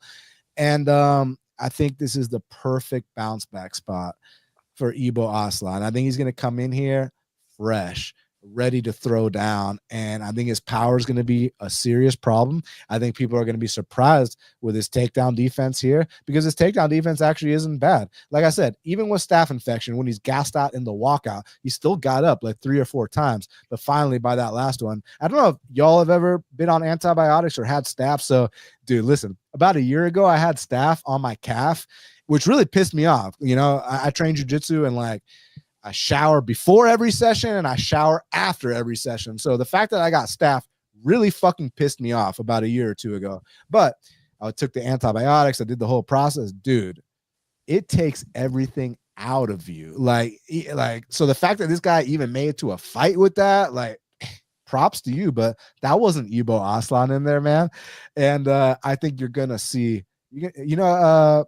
this is a long time ago. Do y'all remember when my boy Tony El Kukui Ferguson said, he had his glasses on, he pulled him down, talking about McNuggets, Conor McGregor. He's like, you're going to get the real El Kukui. I think you're going to get the real last Ottoman Saturday night. And that's why I was willing to lay the -250 to win 1 unit. Because like, you look at fights like Gaudier versus Rob Valentine. You look at fights like, what was the other mismatch the other night that was highly priced? There were a few, but on the prelim. Yeah, exactly. Thank you. Yeah. You look at Dulatov, what, -700. Okay. If Dulatov and Gaudier were -250 against, these guys like Robert Valentine, Adam Fugit, who have no business in the UFC, I would have bet them there too. So like, I think that Ibo Aslan should be lined like Gaudier, like Dulatov, because of basically the setup spot that this is and the opponent they're going up against. And I think this is a discount just based off his last fight. And you all know the context now, that he had a severe staph infection. And instead of just blaming it on that, this guy goes 8 weeks to Dagestan and forget. Yeah, man, I'm down to put my money on the line on a big favorite, but I think a favorite that holds value, and I think a favorite that's going to come out here and treat a guy with can in his last name accordingly. So I got Ibo Aslan to run through this guy impressively. Which one of y'all wants to take this first? Yeah, I mean, I kind of looked at this one, it could be similar to the Tuco Togos fight that you referenced against Junior, where it's like, yeah, Junior Tafa on the feet is going to absolutely nuke him, but Junior Tafa's got no grappling. And Tuco Tokos, not a good grappler, has a little bit of grappling. He'll shoot some takedowns, and if you can get him on the ground, he'll make it happen. He's plus money. Why not go with that? So on one hand, it's like Billy Elekana took the fight against Bogdan Guskov on like 3-4 days notice, shows up, and he took the first round over Guskov. He's able to take him down, grind him, have some positions. Why on a full camp could he not come back and make something happen? Also, Billy as an amateur, Billy had beaten Sullivan Cully. He beat Brian Battle. He was actually like a highly credited amateur. And then as a pro, hasn't really put it all together. So part of me is like, okay, he's live to maybe took down Guskov because able to take a round off him on a full camp. Why can't he do that to Ibo Aslan? Why can't he take a guy down that Ion Kudalaba absolutely just ripped through? But see, part of it is all the things you're saying all make sense. And he went to Dagestan and he's getting better. And to me, it's like he's not a quitter, whereas Billy is an absolute quitter. And when you look at Billy's loss to Daniel Compton, which is his first pro loss, he's a minus 600 favorite at LFA 137 over Daniel Compton. First round, Billy looks good. The second round, Billy's done. The third round, Billy's on all fours trying to dive at ankles. He's got no cardio. So when that happens against Bogdan Guskov, it's easy to say, well, he's on short notice and UFC debut. I think that is who he is. The way he goes out against Guskov in that second round, he sits there. It's just like, please, just have mercy on me. Just grab my neck. As soon as you grab my neck, I'm just going to let you have this. Like, don't hit me anymore. It's part of it's like, I'm not here for the pain. Ibo is a big guy. He's flat-footed, but that allows him to swing big power. He throws a lot of heat into pretty well all of his punches, which maybe allows him to get tired the later it goes, but losing is good for you. And like Dan said, going over to Dagestan, okay, what's our problem? Takedown defense. Go to Dagestan, learn. He was full-time at Extreme Couture prior to going to Dagestan. He's getting quality work prior to going over. It's just like, hey, I need to get different looks, different training partners, different philosophies, lose fights, go back to the drawing board, get better. Last but not least, he's Turkish, and Turkish people run Abu Dhabi. I mean, they are very hot over there. So I think that this is a great spot to get him back in the win column. Guys, good looking, big, strong, physical, crowd-friendly style. We need him to get a win. Billy's going to try to take him down. Billy's going to try to hold on. But at some point, the heat's going to get to Billy. The bright lights are going to get to Elekana. He's going to start to slow. And at that point, Ibo's just going to detonate something off the side of his head. The last thing I will say is that he did not look good against Ion Kudalaba with the takedown defense. But Anton Turkali in that fight, I thought his defensive grappling looked pretty solid. So you might be onto something with the staph infection was really the biggest concern about why he tired so fast and why he just didn't have any energy and why he was left depleted and why he gave up the submission. I don't know. I really don't know. But I can say staph infection is a real thing. MRSA is a real thing. Anytime you're taking any type of antibiotic, it's going to mess with you. And I mean, it is an excuse. He didn't try to make the excuse for himself, but you could see where that probably did hinder him. So the line is not terrible. I flirted with the idea yesterday of maybe taking a Billy shot, underdog, better grappling. But really, I mean, this is a fighter's fight. One guy's got the heart of a warrior. The other guy has got some technique, was a good amateur. Once the going got tough, he never progressed. He never made those adjustments. He never, got to that next level. That is Billy Elekana. He's stuck in mud where he was 5 years ago. So, yeah, I'll take Ibo Aslan to get the victory as well. Nolan, before you go, so the whole thing, let's give this guy credit because he took down Bogdan Guskov. But what do we talk about with Bogdan? Yeah. Bogdan gets taken down and gets his back taken every fight. And at the end of that first round, let's not even talk about the second round. The end of the first round, the optics were horrendous. Right. And then the second round, that was like, yo, this is, like I said, this is a guy that ain't going to win UFC fights. So, someone in the chat said that, laying a price like this on Ibo, maybe long term, maybe, against a real fighter, I agree. But in this, I don't need to judge Ibo as a future top 15 guy. I just need to judge Ibo as beating a guy with Can in his last name, and I think that's what he's going to do, Nolan. Yeah, no, I'm going to start with this first because it's the comment that I get the most on any of my content is that if you lay chalk and you're betting somebody, at minus 250, 270, it doesn't mean that there's no value there. People think value means plus money. People think value means underdogs. Value just means that Ibo Aslan could come out here and land a 60-second knockout and look a minus 1,000, and you just got him at minus 270. Like whatever you cap him at, if you cap him at minus 400, minus 500, and you get him at 270, like there's value there. But going off of that, I think Ebo Aslan, if he lands one combination before Elekana gets a takedown, I think it's wraps because Elekana does not like to get hit. We saw it against Guskov. I can't believe the ref didn't stop that fight earlier. The ref had to have had the over or had sub or something because Elekana too. Yeah, exactly. I mean, Elekana was not fighting back. He was curled up. He was eating big shots. He even dropped after getting hit to the body from Guskov in that fight. And, I see Ebo Aslan being like Guskov, but Ebo's like more aggressive, man. He's like a little nastier with it. Like Guskov will take his time a little bit, here and there. Ebo Aslan, if he lands one big shot like he did against Rafael Sequeira, this guy's going for it. And we even saw against like Anton Turkalj, his power translated later in the fight, even though they were both gassed. Like he was still able to put, leather on him big enough to put him out. So, yeah, I mean, Elekana could get the wrestling going for sure. That's obviously the worry for Ebo Aslan here. But I just see Aslan, being a big, strong guy, being able to defend a little bit and just hitting him on the way in and making Elekana think twice about getting those takedowns. I think this fight ends pretty fast, if I'm being honest. And I do think it's probably an Ebo Aslan knockout. And the under 1.5's -130 on DraftKings right now. Yeah, that Anton Turkalj fight, just a last point on that, is that Turkalj went 0 for 8 on takedowns on Ebo Aslan. And this is Anton Turkalj that took down Vitor Petrino 5 times. Mm-hmm. So, I mean, like, he is actually a decent Swedish wrestler, and he came nowhere close to Ebo when Ebo's healthy. Give me Ebo a little more mature, a little bigger, 8 weeks in Dagestan, just forgetting, that's the way to do it. You could be onto something big here. Hey, Dan, one more thing. Did you see Tony Ferguson today? The little clip that came out of him? Yeah, I sure did. He went to Turkey, bro. He got the hair transplant. I know. People think he's back. He's back. The boogeyman. He's fighting an influencer.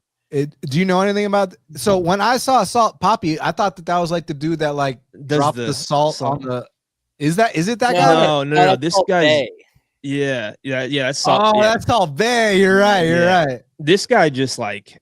He did like TikToks and got famous, and he's had a few boxing fights, and you'll have to go watch him because he's got a little pop in his hands, and you can tell he probably, used to box back in the day a little bit, but he's nowhere near professional, level of boxing. I'm like, Tony, what are you doing, man? I think Tony, honestly, this is just my take on it, but like, yeah, it's like Salt Poppy. He can box a little bit. He's had like 6 or 7 of these influencer matches. Yeah. Normally when you watch him, it's like these guys don't know how to box. This guy does. And similar to a Jake Paul, he's got money. He can train twice a day. He can bring in training partners. He can focus himself on doing something. So he's going to get better. When Jake Paul fought Ben Askren, it's like, well, Ben Askren's a wrestler, but he's been doing MMA for 10 years. He knows how to throw punches. Mike Perry knows how to throw punches. Tyron Woodley knows how to throw punches. Yet this guy's only doing one element of MMA, which is boxing. And he's younger and he's fresher and he's faster and he's bigger. And there's no drug testing, and he's gonna. I got respect for Jake Paul. I honestly do. I know it's not the most popular take. Askren thing aside, it's like he's trying to further the sport. He's trying to help women boxers. He's trying to get people paydays. He's trying to start a union. Even the Mike Tyson thing. Everyone hates him for fighting Mike Tyson. Do you not think he could have hurt Mike Tyson had he chose to? No, he went and played touch butt with him, played around, and got the guy a $40 million payday. So. There is some honor to him, but the point being is that you can take these aged fighters, bring them in circumstantially. Well, they have a big reputation. This guy should win, but they don't. So Salt Poppy, same thing. If I can get good dog money, or if I can get even money on Salt Poppy to beat up Tony Ferguson, as sad as I am to say it, Tony Ferguson's technical boxing is atrocious. It's bad. And you can't roll for an Imanari roll in boxing, and you can't throw elbows, and you can't, do all of those different variables. So like, I just don't think this is something that's necessarily going to go well for him, but I can appreciate that. Where else is Tony going to go? Oh, he can fight Dylan Danis for $100,000 somewhere. Oh, LFA wouldn't sign him. PFL would give him a $100,000 payday. He can fight a guy like Salt Poppy and make $1 million. That's honestly what. Get 10 times what the UFC is paying you to fight an influencer, and that's the route. I don't blame anybody that takes it. If you're not financially off, Tyron Woodley got paid more money to fight Jake Paul both times than he'd ever met in the UFC. So I'm going to hate a guy for getting the bag. And Tony looks like he may need one last payday on his way out because I'm not sure how financially responsible he's been. Luke Rockhold and Darren Till are boxing on the same card. I keep falling into this trap of like, oh, dude, Luke Rockhold dyed his hair blonde. He looks 5 years younger. Maybe he'll fight 5 years younger. But it's like, Dan Levy mentioned staph infections. Nobody other than Kevin Randleman has had a worse history of staphs than Luke Rockhold, who now has to wear a leg sleeve when he competes. Yeah, I would love to say that Rockhold slaps Till silly, but this is not a great fight for him. Yeah, he can't throw his kick. He has to box. But yeah, man, I just know that Salt Poppy ain't tripping over wires and that he ain't screaming at the demons between his walls. So yeah. Now let's just move on. Next up in the featherweight division, we got a matchup between Mohammad Yahya. He's 12-5, taking on Steve Nguyen, who's 9-2. Currently, they got it Steve Nguyen minus 350. The comeback of Mohammad Yahya is plus 285. Nguyen 2 inches taller at 5'11", 1 year older at 32, and both men have a 73-inch reach. So in this fight, you got a guy in Steve Nguyen. The good thing he does is that he throws a lot of volume. The bad thing he does, or amongst the bad things he does, is he has serious tall man's defense, fights with that chin up in the air, loves blocking punches with his face. But then on the other side with Mohammad Yahya, look, I know he's the hometown guy. They've been trying so hard to get him that win. Like, they've been bringing him in. Look, shout out to my boy Trevor Peek, because I'm a fan, but like, unfortunately, my boy Trevor Peek is probably closer to the bottom of the, I'm not saying the top 15 rankings, but the bottom of the actual like roster rankings. So they tried there. Trevor Peek beat his ass. I know they tried. Who else did they try with? Cowie Fernandez. Cowie turned out to be pretty decent, but you know, and now they're doing it again here with Nguyen. I mean, listen, I don't think highly of Nguyen, but like, what does Yahya bring to the table? Do you one of y'all have a big opinion on this?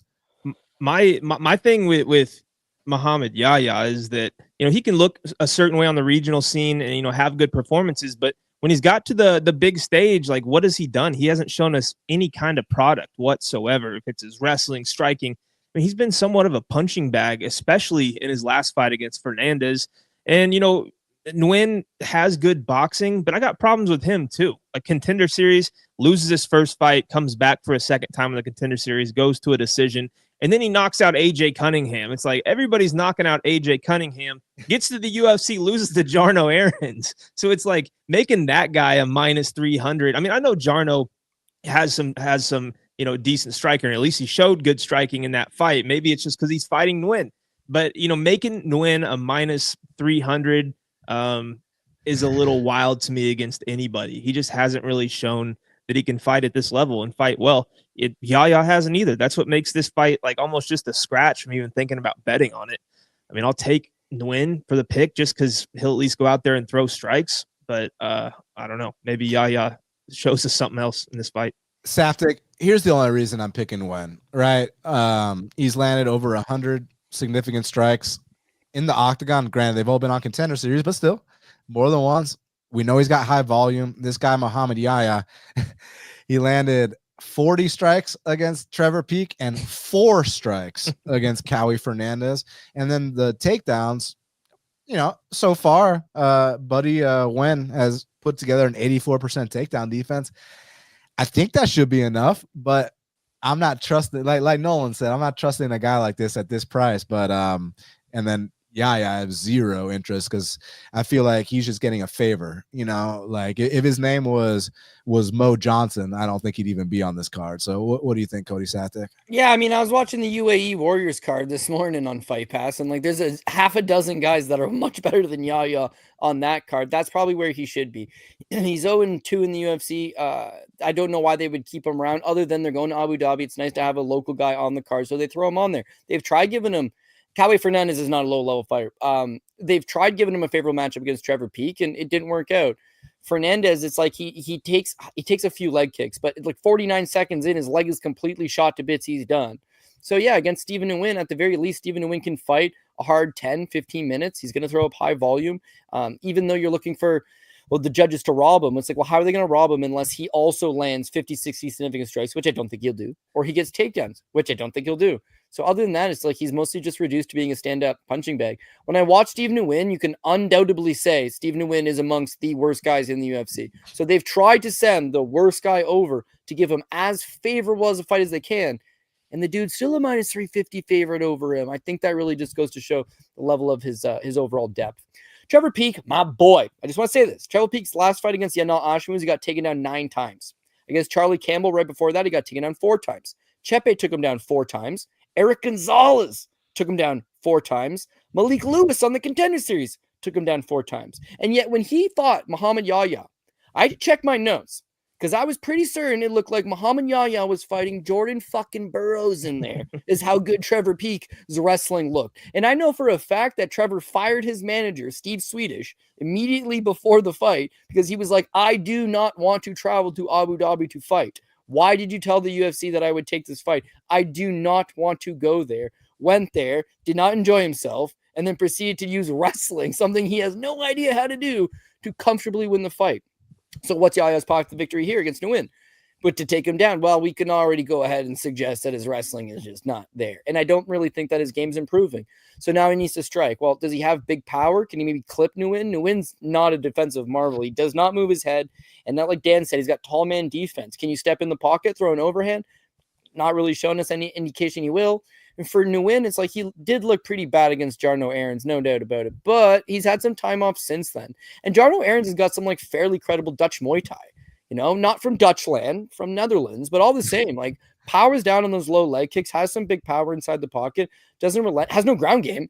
But in terms of if you just want to stand in front of this guy, he's certainly serviceable, and he made Nguyen pay. So maybe Nguyen's gone back to the drawing board, added some new wrinkles to his game, comes out here. He should be able to hustle this thing up. It's just, it's a really bad line. Now, is the line so bad that you automatically take a blind shot on the underdog?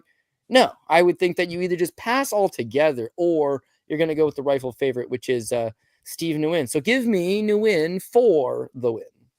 All right, so we got one more fight to talk about, and then we're going to answer y'all's questions. So before we do that, smash that like button. Listen, man, I see the analytics every week, and I see that thousands of y'all watch the show, but a bunch of y'all don't subscribe. I mean, do you not want like free signed gear from Malcolm Wellmaker? We're going to give a bunch of it away and support one of the longest running, channels in this industry. So hook your boy up. Come on now, hook me up, man. Hit that subscribe button right now. Because if you don't, I'm not going to talk about this last fight. All right, here we go.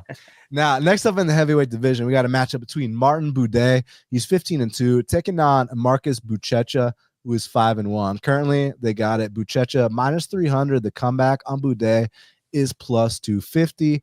Buchecha has an 80-inch reach. Buday has a 77-inch reach. Buday is 1 inch taller at 6'4", and Buchecha is 2 years older at 35, making his UFC debut at 35. But granted, he is a heavyweight, so 35 isn't that old at heavyweight. So who was it on Twitter that said Buday equals Bute? Yo, whoever said that shit was hilarious. But listen, man, this is kind of an interesting matchup because I know the credentials that Buchecha has, with his jiu-jitsu. Some people think this could be a one takedown and the fight is over shortly after situation.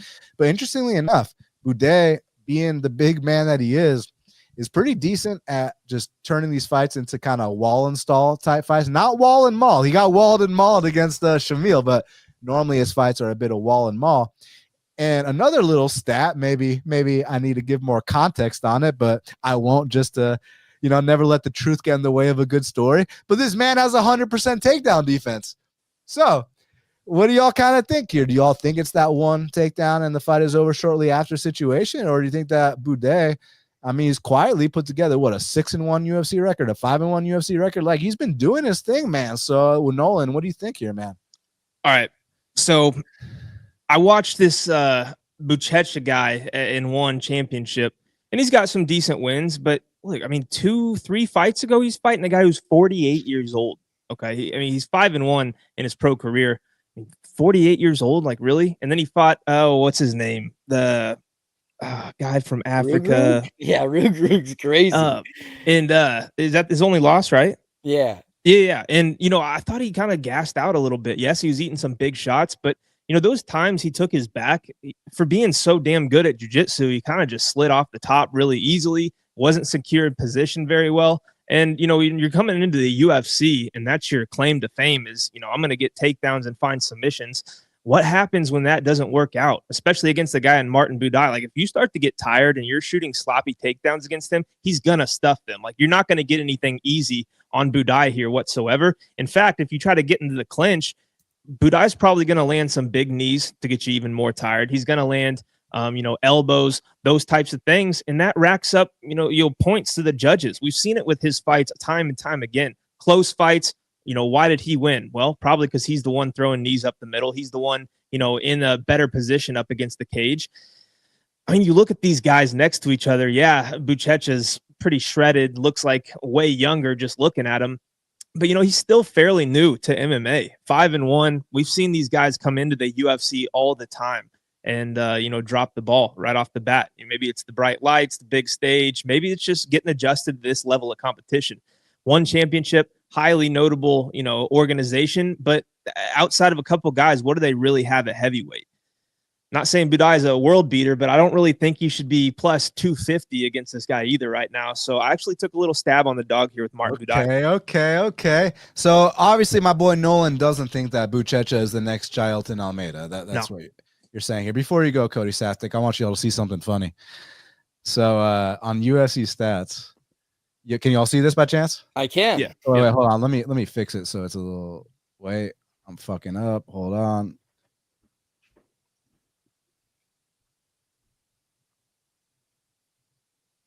Can y'all see the heights? 6'4", 6'4". Yeah.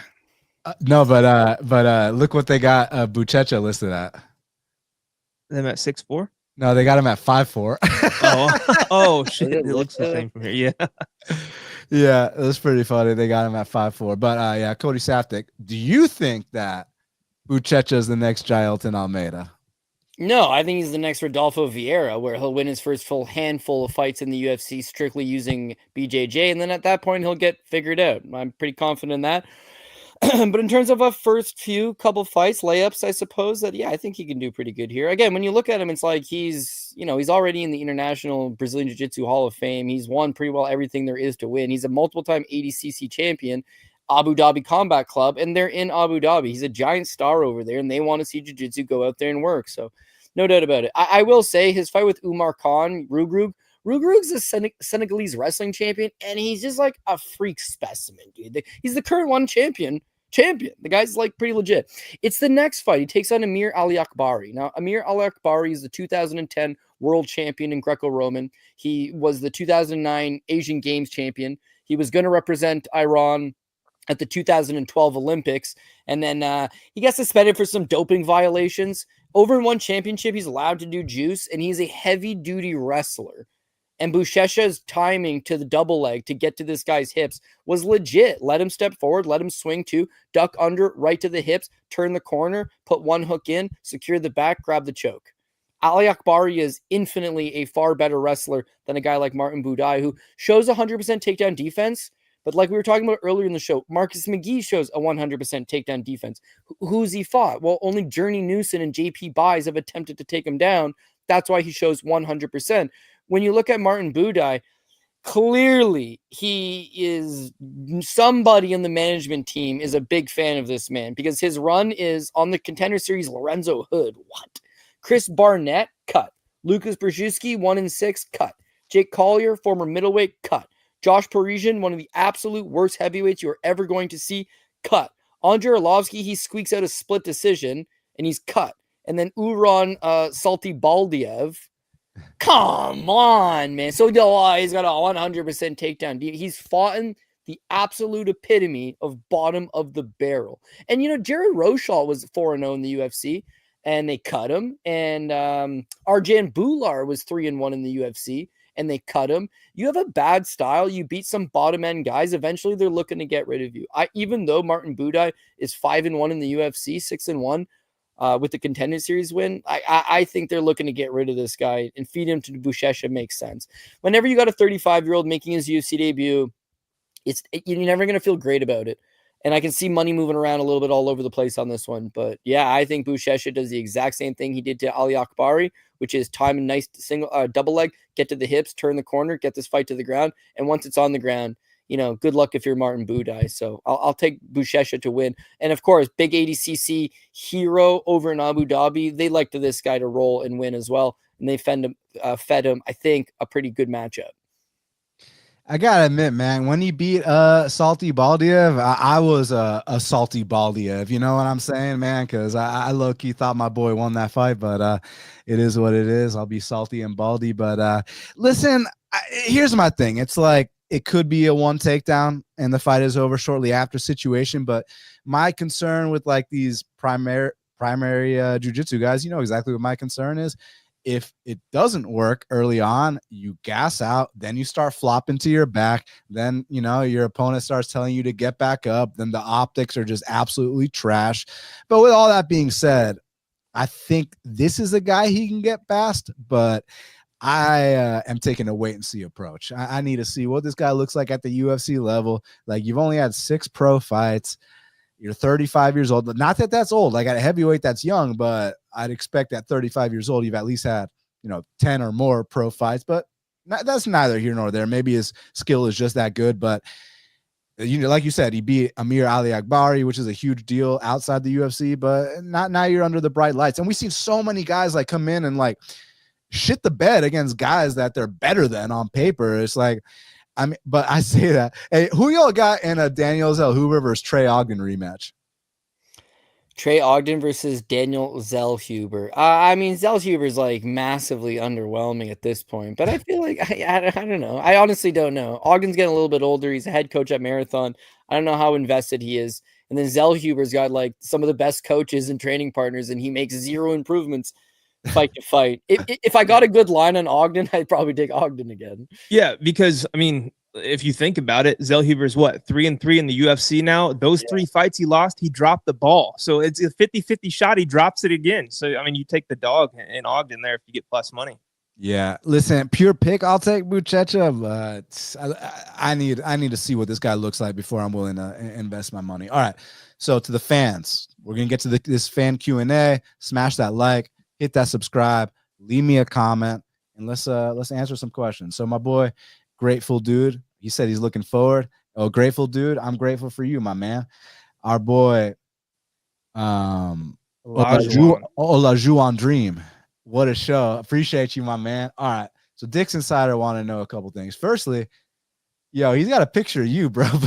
He said, shout out and welcome my favorite MMA capper, Cody Saftik, a true man of MMA culture. Hope you don't mind me using you as my profile picture. It's out of love.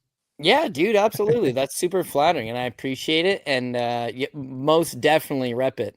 So yeah, that's pretty cool. I do see the odd time it's like someone will have Paul making like a cringy face or something, or like they got one screen grab and it's like, oh man, we look bad in that one shot. But everyone always says the same thing, and like it's from love. In this community, it's like you have to have thick skin. No one's mean to take a shot. It's just we personally sit here and take shots at pro athletes all day long. If someone wants to question us or whatever the case in all lighthearted laugh, then all good. But I appreciate you, man. I appreciate you being in the long haul, supporting me over the years. And Daniel Levy is truly the only guy that I can say when we launched the show, it was like right in that same time frame. Because like Luca Fury, he wasn't he had a Sherdog show where he did Sherdog main cards, and then he like went dormant for like 8 months. So like I consider him before me, but he wasn't really doing anything. And even now, I think he might have a channel, but like I just don't know what he's up to. Whereas like Levy, it's like, dude, we're right around the same time, 2012, right? What have you done? Like 100? Well, you just marked was it your 600 show the other day? How many would you do?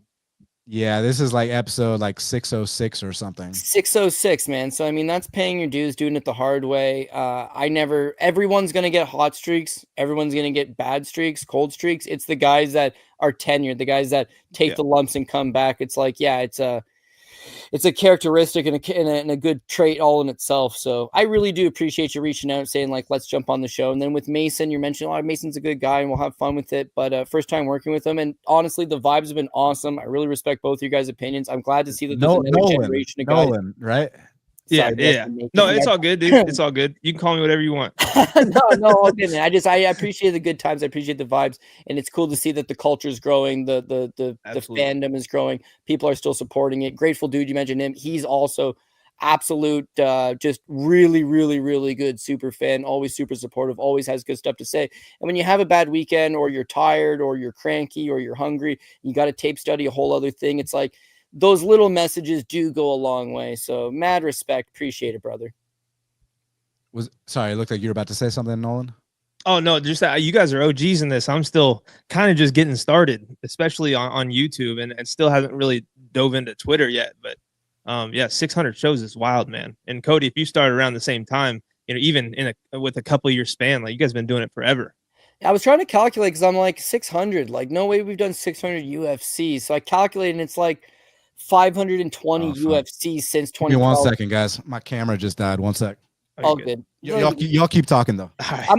But it's like, you do Bellator shows, or you do recaps, or you have guests on, or you interview a guy, and it's like your whole body of work ends up being there. So we started as Bookie Beatdown, and then for like not copyright reasons, Paul got let go from the company. So the company was like, well, we own the name, which they don't. So we started that shit in college. Yeah. So we were basically like, nah, man. Anyways, they were like, unless you want to go to court over it, just change the name. So we changed it to Dogger Pass.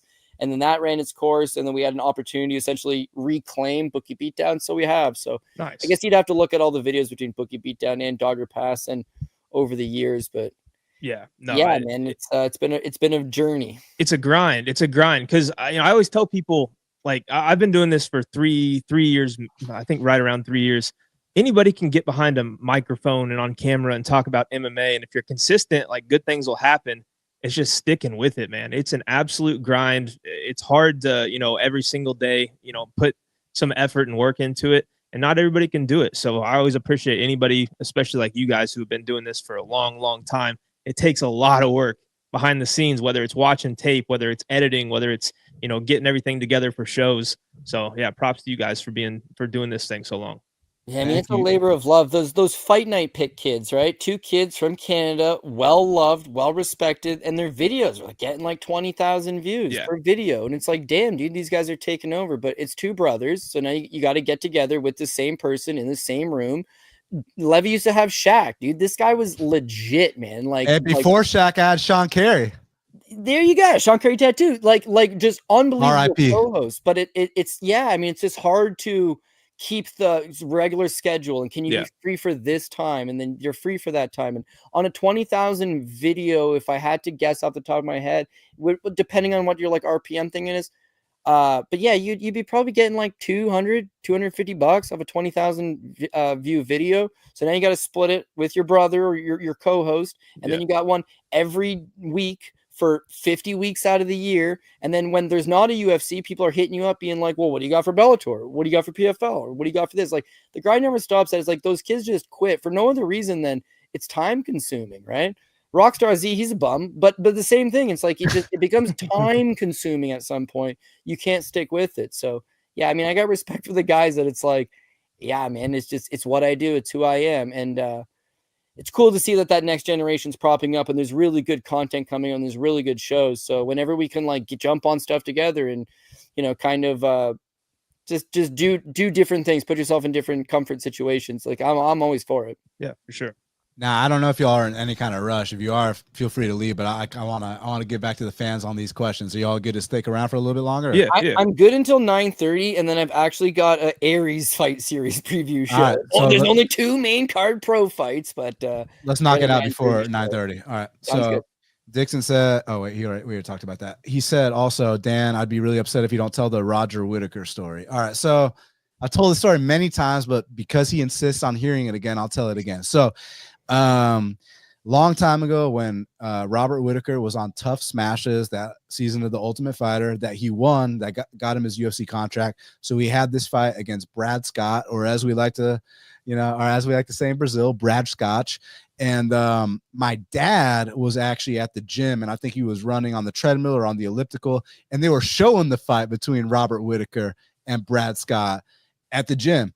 And obviously my dad knows I'm a huge fan of this. So he called me up and he's like, Daniel, you ever seen this kid Roger Whittaker fight before? And I was like, yeah, I know who Roger Whittaker is. And yeah, no, it's cool that my dad thought Robert Whittaker was like super impressive, like even back then, but he called him Roger Whittaker. So it was a fucking awesome story, Yeah, man. so you got to keep it up now. It's like good little inside joke. He's Roger the Reaper.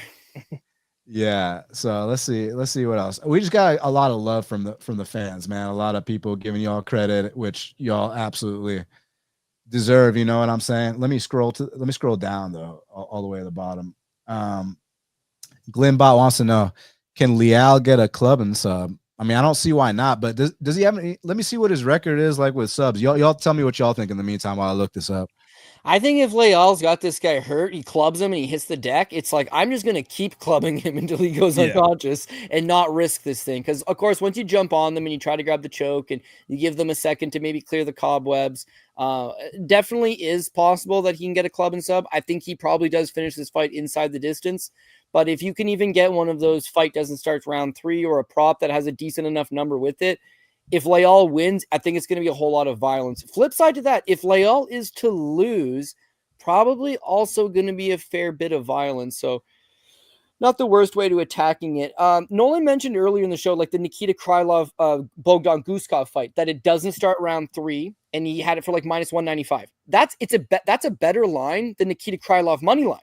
And it covers you on both sides. If Krylov wins, it's going to be under 2 rounds. If Krylov loses, it's probably also not making it to round 3. Tired after the first, Guskov catches him at some point. So that prop covers you kind of on the win condition for both guys. It is not bad, but it all just really depends on your book, the number that you're getting, and how comfortable you feel with it. You know, go ahead. Leal, 20 wins, 2 by submission. I mean, I don't know who he's really subbed that is good. I just think he's so heavy-handed that, going for a club and sub or, he hurts him enough to get him down. I think the next follow-up shot or the one after that, the ref's going to step in. Like, the guy has some hammers. Salikhov, we've seen him knocked out pretty bad by guys like Randy Brown. I don't know if there's even opportunity or time to get the sub. I think it's all shots. And not only that, Leal hasn't won a fight by sub since 2015. So I think it's going to be a knockout. Personally. So yeah. So Luke says Dogger Pass was his first, and also that's awesome. But hey, what was my first though, Cody Saftik? Because people don't know this. It was Bookie Beatdown before it was Dogger Pass. That's right. And so not to at all, sound like condescending, because Luke, we're super grateful that Dogger Pass was your first podcast and that you're here, watching this. But there's so many misconceptions, right? And not that you're spreading a misconception at all, but just for the fans. A lot of people think that Cody's first show was Dogger Pass. No, Bookie Beatdown was a thing then, and it's a thing now. A lot of people think Shaq was on episode 1 of Half the Battle. That's total bullshit. Episode 1 of Half the Battle was for UFC 189 when Conor McGregor fought Chad Mendes, and I had James Lynch and a guy you might remember, but a lot of people don't remember, named Bob Voss, MMA State of Mind. He was so I did the show with a round table of guests like I'm doing now initially for the first year. Then I had my first co-host, Sean Carey, rest in peace. And then a year or 2 later, Shaq joined the show. So I'm grateful, for my time with Shaq, but I need to dispel the myth and the rumor that me and that Shaq was an OG member of this show or something. No, he wasn't. He contributed great things. I'm grateful for our time together, but he was not my first co-host, and he didn't join the show until the show was 3 years into existence. So I just need to make sure y'all know that, because I've been seeing insane comments for years about, all kinds of shit. All right, let's see what else y'all got for me, man. MMA controversy. Hey, Dan, were you a fan of Ozzy, Black Sabbath? RIP to one of the legends of the game. So I got to see Ozzy perform live at Ozfest back in the day because one of my all-time favorite bands, Korn, was opening. Now, listen, obviously, I have an immense amount of respect for Ozzy, because if it wasn't for Ozzy, the genre of metal wouldn't be around. So Ozzy and Black Sabbath, they're true pioneers. But do I ever go back and listen to them? Not really. Not because I don't like them. I mean, they're legends. It's just I'm from a different generation. So for me, the metal that I like is, the Korns, the Deftones, the Slipknots.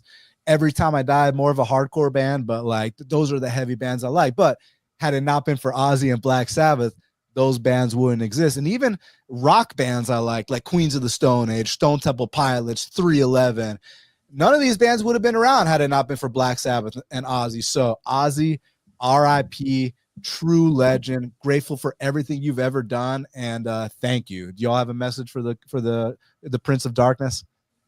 Yeah, I mean, Ozzy's a legend. It's like one of those people that, like Madonna, or you'd only need one name, and it's like people know, right? And like he was big for rock and roll. He's like a figure. So if you're a hardcore rock guy, and I prefer Black Sabbath or anything written before 1995. Like I like old music. I don't care for new music at all. I don't mind Korn, but like a couple songs, like it's just not for me. I like that older stuff. So like, yeah, losing Ozzy sucks. And like my uncle was a huge Ozzy fan. His dog name was Ozzy, named after Ozzy. Hey, my first German Shepherd was named Ozzy. I know, rest in peace, dog. That one hurt me because it's like it made me feel real old that I remember you getting the dog as a puppy and then it's passed away. And I was like, dude, my life has just literally floated by like a warm summer day.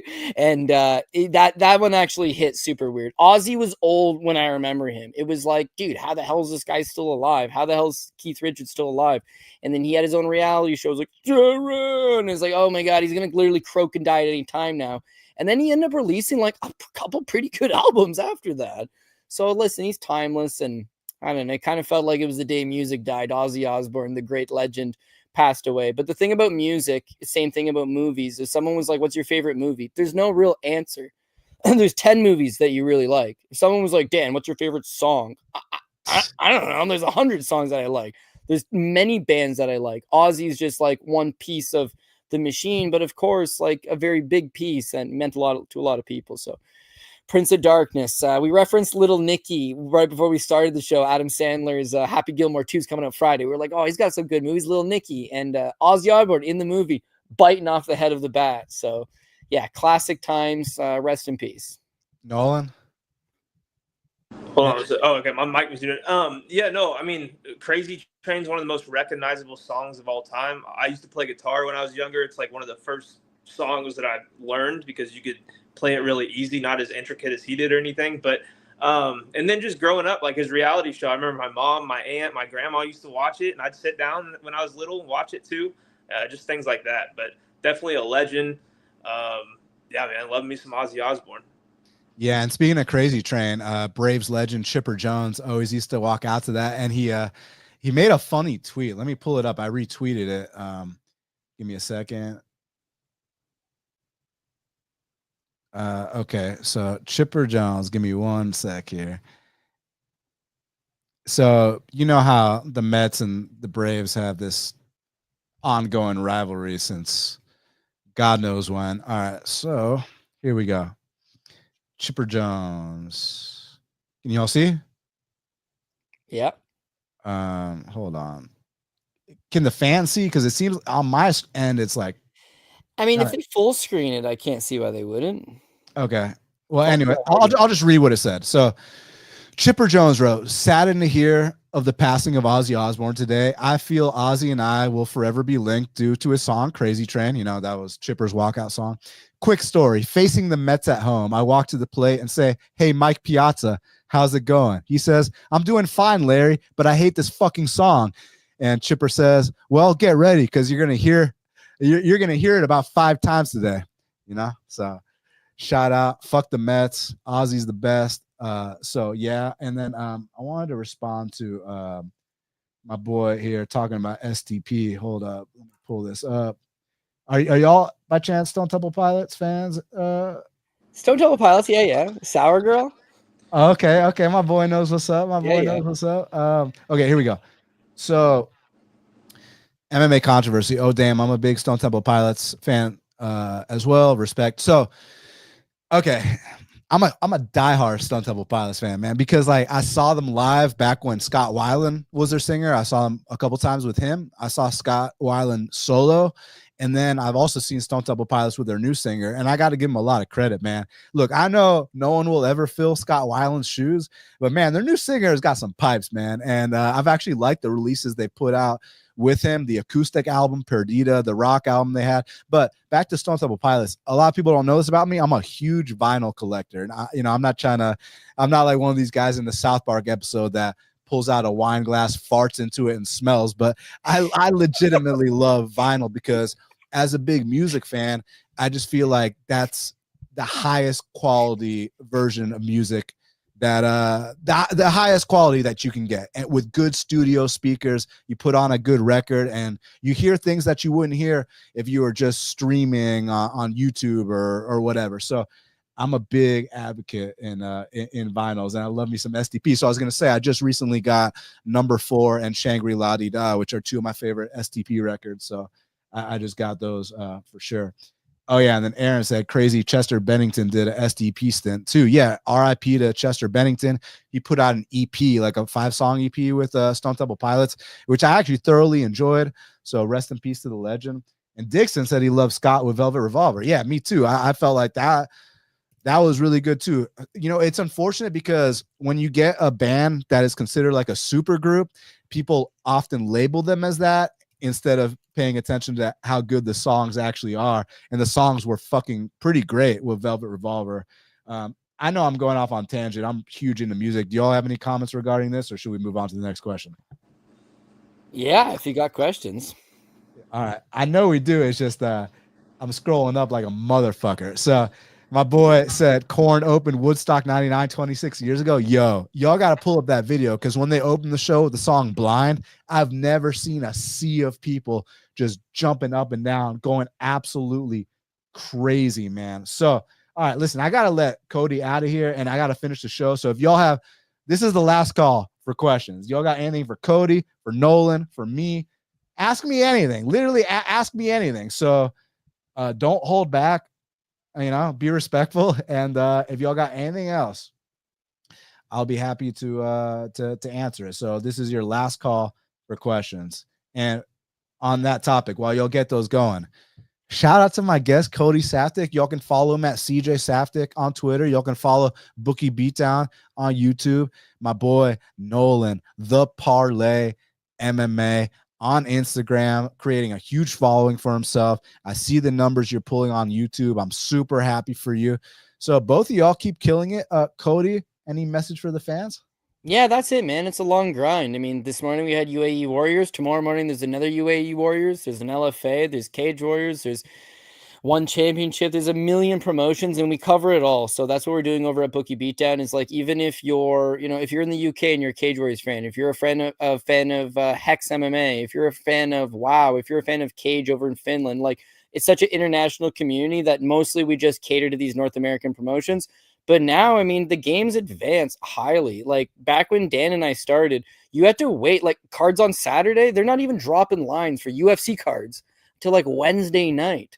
Now these markets are open a month in advance, and they're taking action for regional promotions, and everything has just been cracked wide open. So I find like everyone's got a show, everyone's got to take, everyone's got opinion on these high profile fights, which is awesome to see. There's so much of this regional show stuff that's floating under the radar that you're going to get a far better price on, because no one's ever heard of the guys. So that's kind of where we're been spending a lot of time, a lot of focus, doing some really cool things over there. And of course, I don't stay as active on Twitter as I'd like to. I don't have an Instagram, which I probably should. I'm not really one to take pictures, which I'm pretty sure it was the majority of Instagram. So I wouldn't say I'm an old man. I'm 33 years old, but I would rather talk fights, talk to people that want to talk fights, answer questions, break stuff down, break down 100 fights per week, every week. I'm a matchmaker as well, do some color commentary, do some managing, help out a local fight team. Again, it's like, I never came into this to be like, I'm the guy that talks fights, I'm the authority on breaking down fight. No, man, I just want to be a part of the community. How can I be involved with the sport without getting punched in the motherfucking face? Well, this is it, right? Anything I can do to help out is what I'm all about. So yeah, if you got any questions, you want to join the party, you want to hop on for the ride, check it over at Bookie Beatdown. We launched a Patreon over in January. We got about 400 paid members over there. So yeah, I'm not trying to sell picks. We're just trying to sell that community vibe, where on Twitter used to be like that. You go talk to like-minded people, connect with people, share thoughts. Now it's a whole lot of people farting into wine glasses and smelling it, as my boy Daniel Levy would say. So like, I don't avoid it, but I'd rather just focus my time and energy elsewhere, which is kind of what I'm doing. But I do appreciate the opportunity for you letting me come on, shoot the shit with you guys. Nolan, I really appreciate it as well. First time talking to you. I hope it's not the last time talking to you. I think you got a really, really good thing going on. Good opinion, smart guy. The future is yours, man. So let's keep in touch, and we'll do it again sometime, guys. Absolutely. Bro. You too. Yeah. Cody. Good to meet you. Get your ass out of here, man. It's always the Aries Fight Series now. Robbie Ring, Contender Series veteran. Oh, yeah. Oh, Robbie the Promise Ring is fighting? Robbie Razor Ring. Mom and dad head coaches. Anyways, I got to go and talk that. I'll catch you guys later. All right, buddy. See you, Cody. Take care, my friend.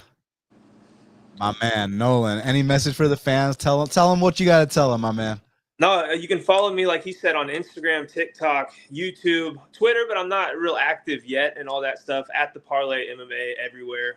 YouTube, I just started doing a show, UFC 314, I think. Maybe the card before that, because I was at 314. It might have been that week that I started. And I'm just trying to build that following now a little bit, staying consistent. And, man, I know, like you, like Cody, I would watch fights every day of my life. I love this stuff.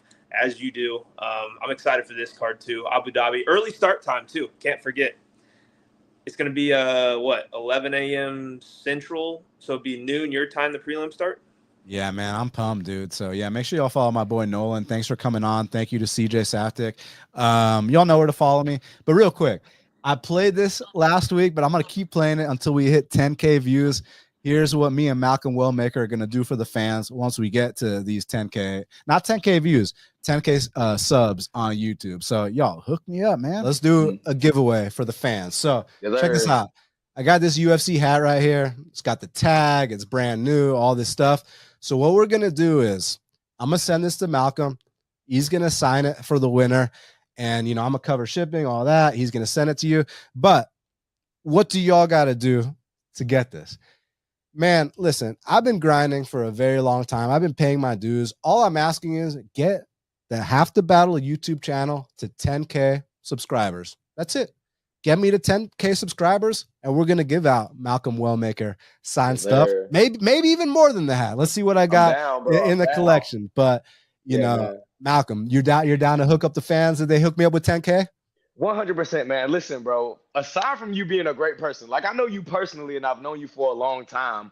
If you just want to talk about knowledge of the sport, perspective and breakdowns, man, you are talented at what you do, man. You can do this on a really high level. A lot of times you're right about things that people have no idea about, man. And you call me a talent. Yeah, I was about to say, that's where I was going. You called me a talent before I even, knew how to sprawl. So, man, I think you deserve 10K at the very least if we can't get you more. So if me signing the hat's going to help you get there, let's make it happen. Absolutely. So, guys, y'all know what to do. Get me to 10K subs, and someone's going to get some signed Malcolm Wellmaker gear. Yo, so the hat's still right here, man. Got the tag and everything. So, but it's not just going to be the hat. Look, the hat's going to get signed. A poster is going to get signed. Who knows? Maybe even a glove. We're going to hook the fans up with a lot of signed Malcolm Wellmaker gear. So all y'all got to do is hook me up with 10K subs on YouTube. That's all I ask. So please hook me up. And I'm sincerely grateful. So smash that like button. Leave me a comment. Most importantly, subscribe, share if you feel so inclined. Go create a bunch of burner accounts and subscribe. Tell all your friends. And until the next time, let's cash these bets.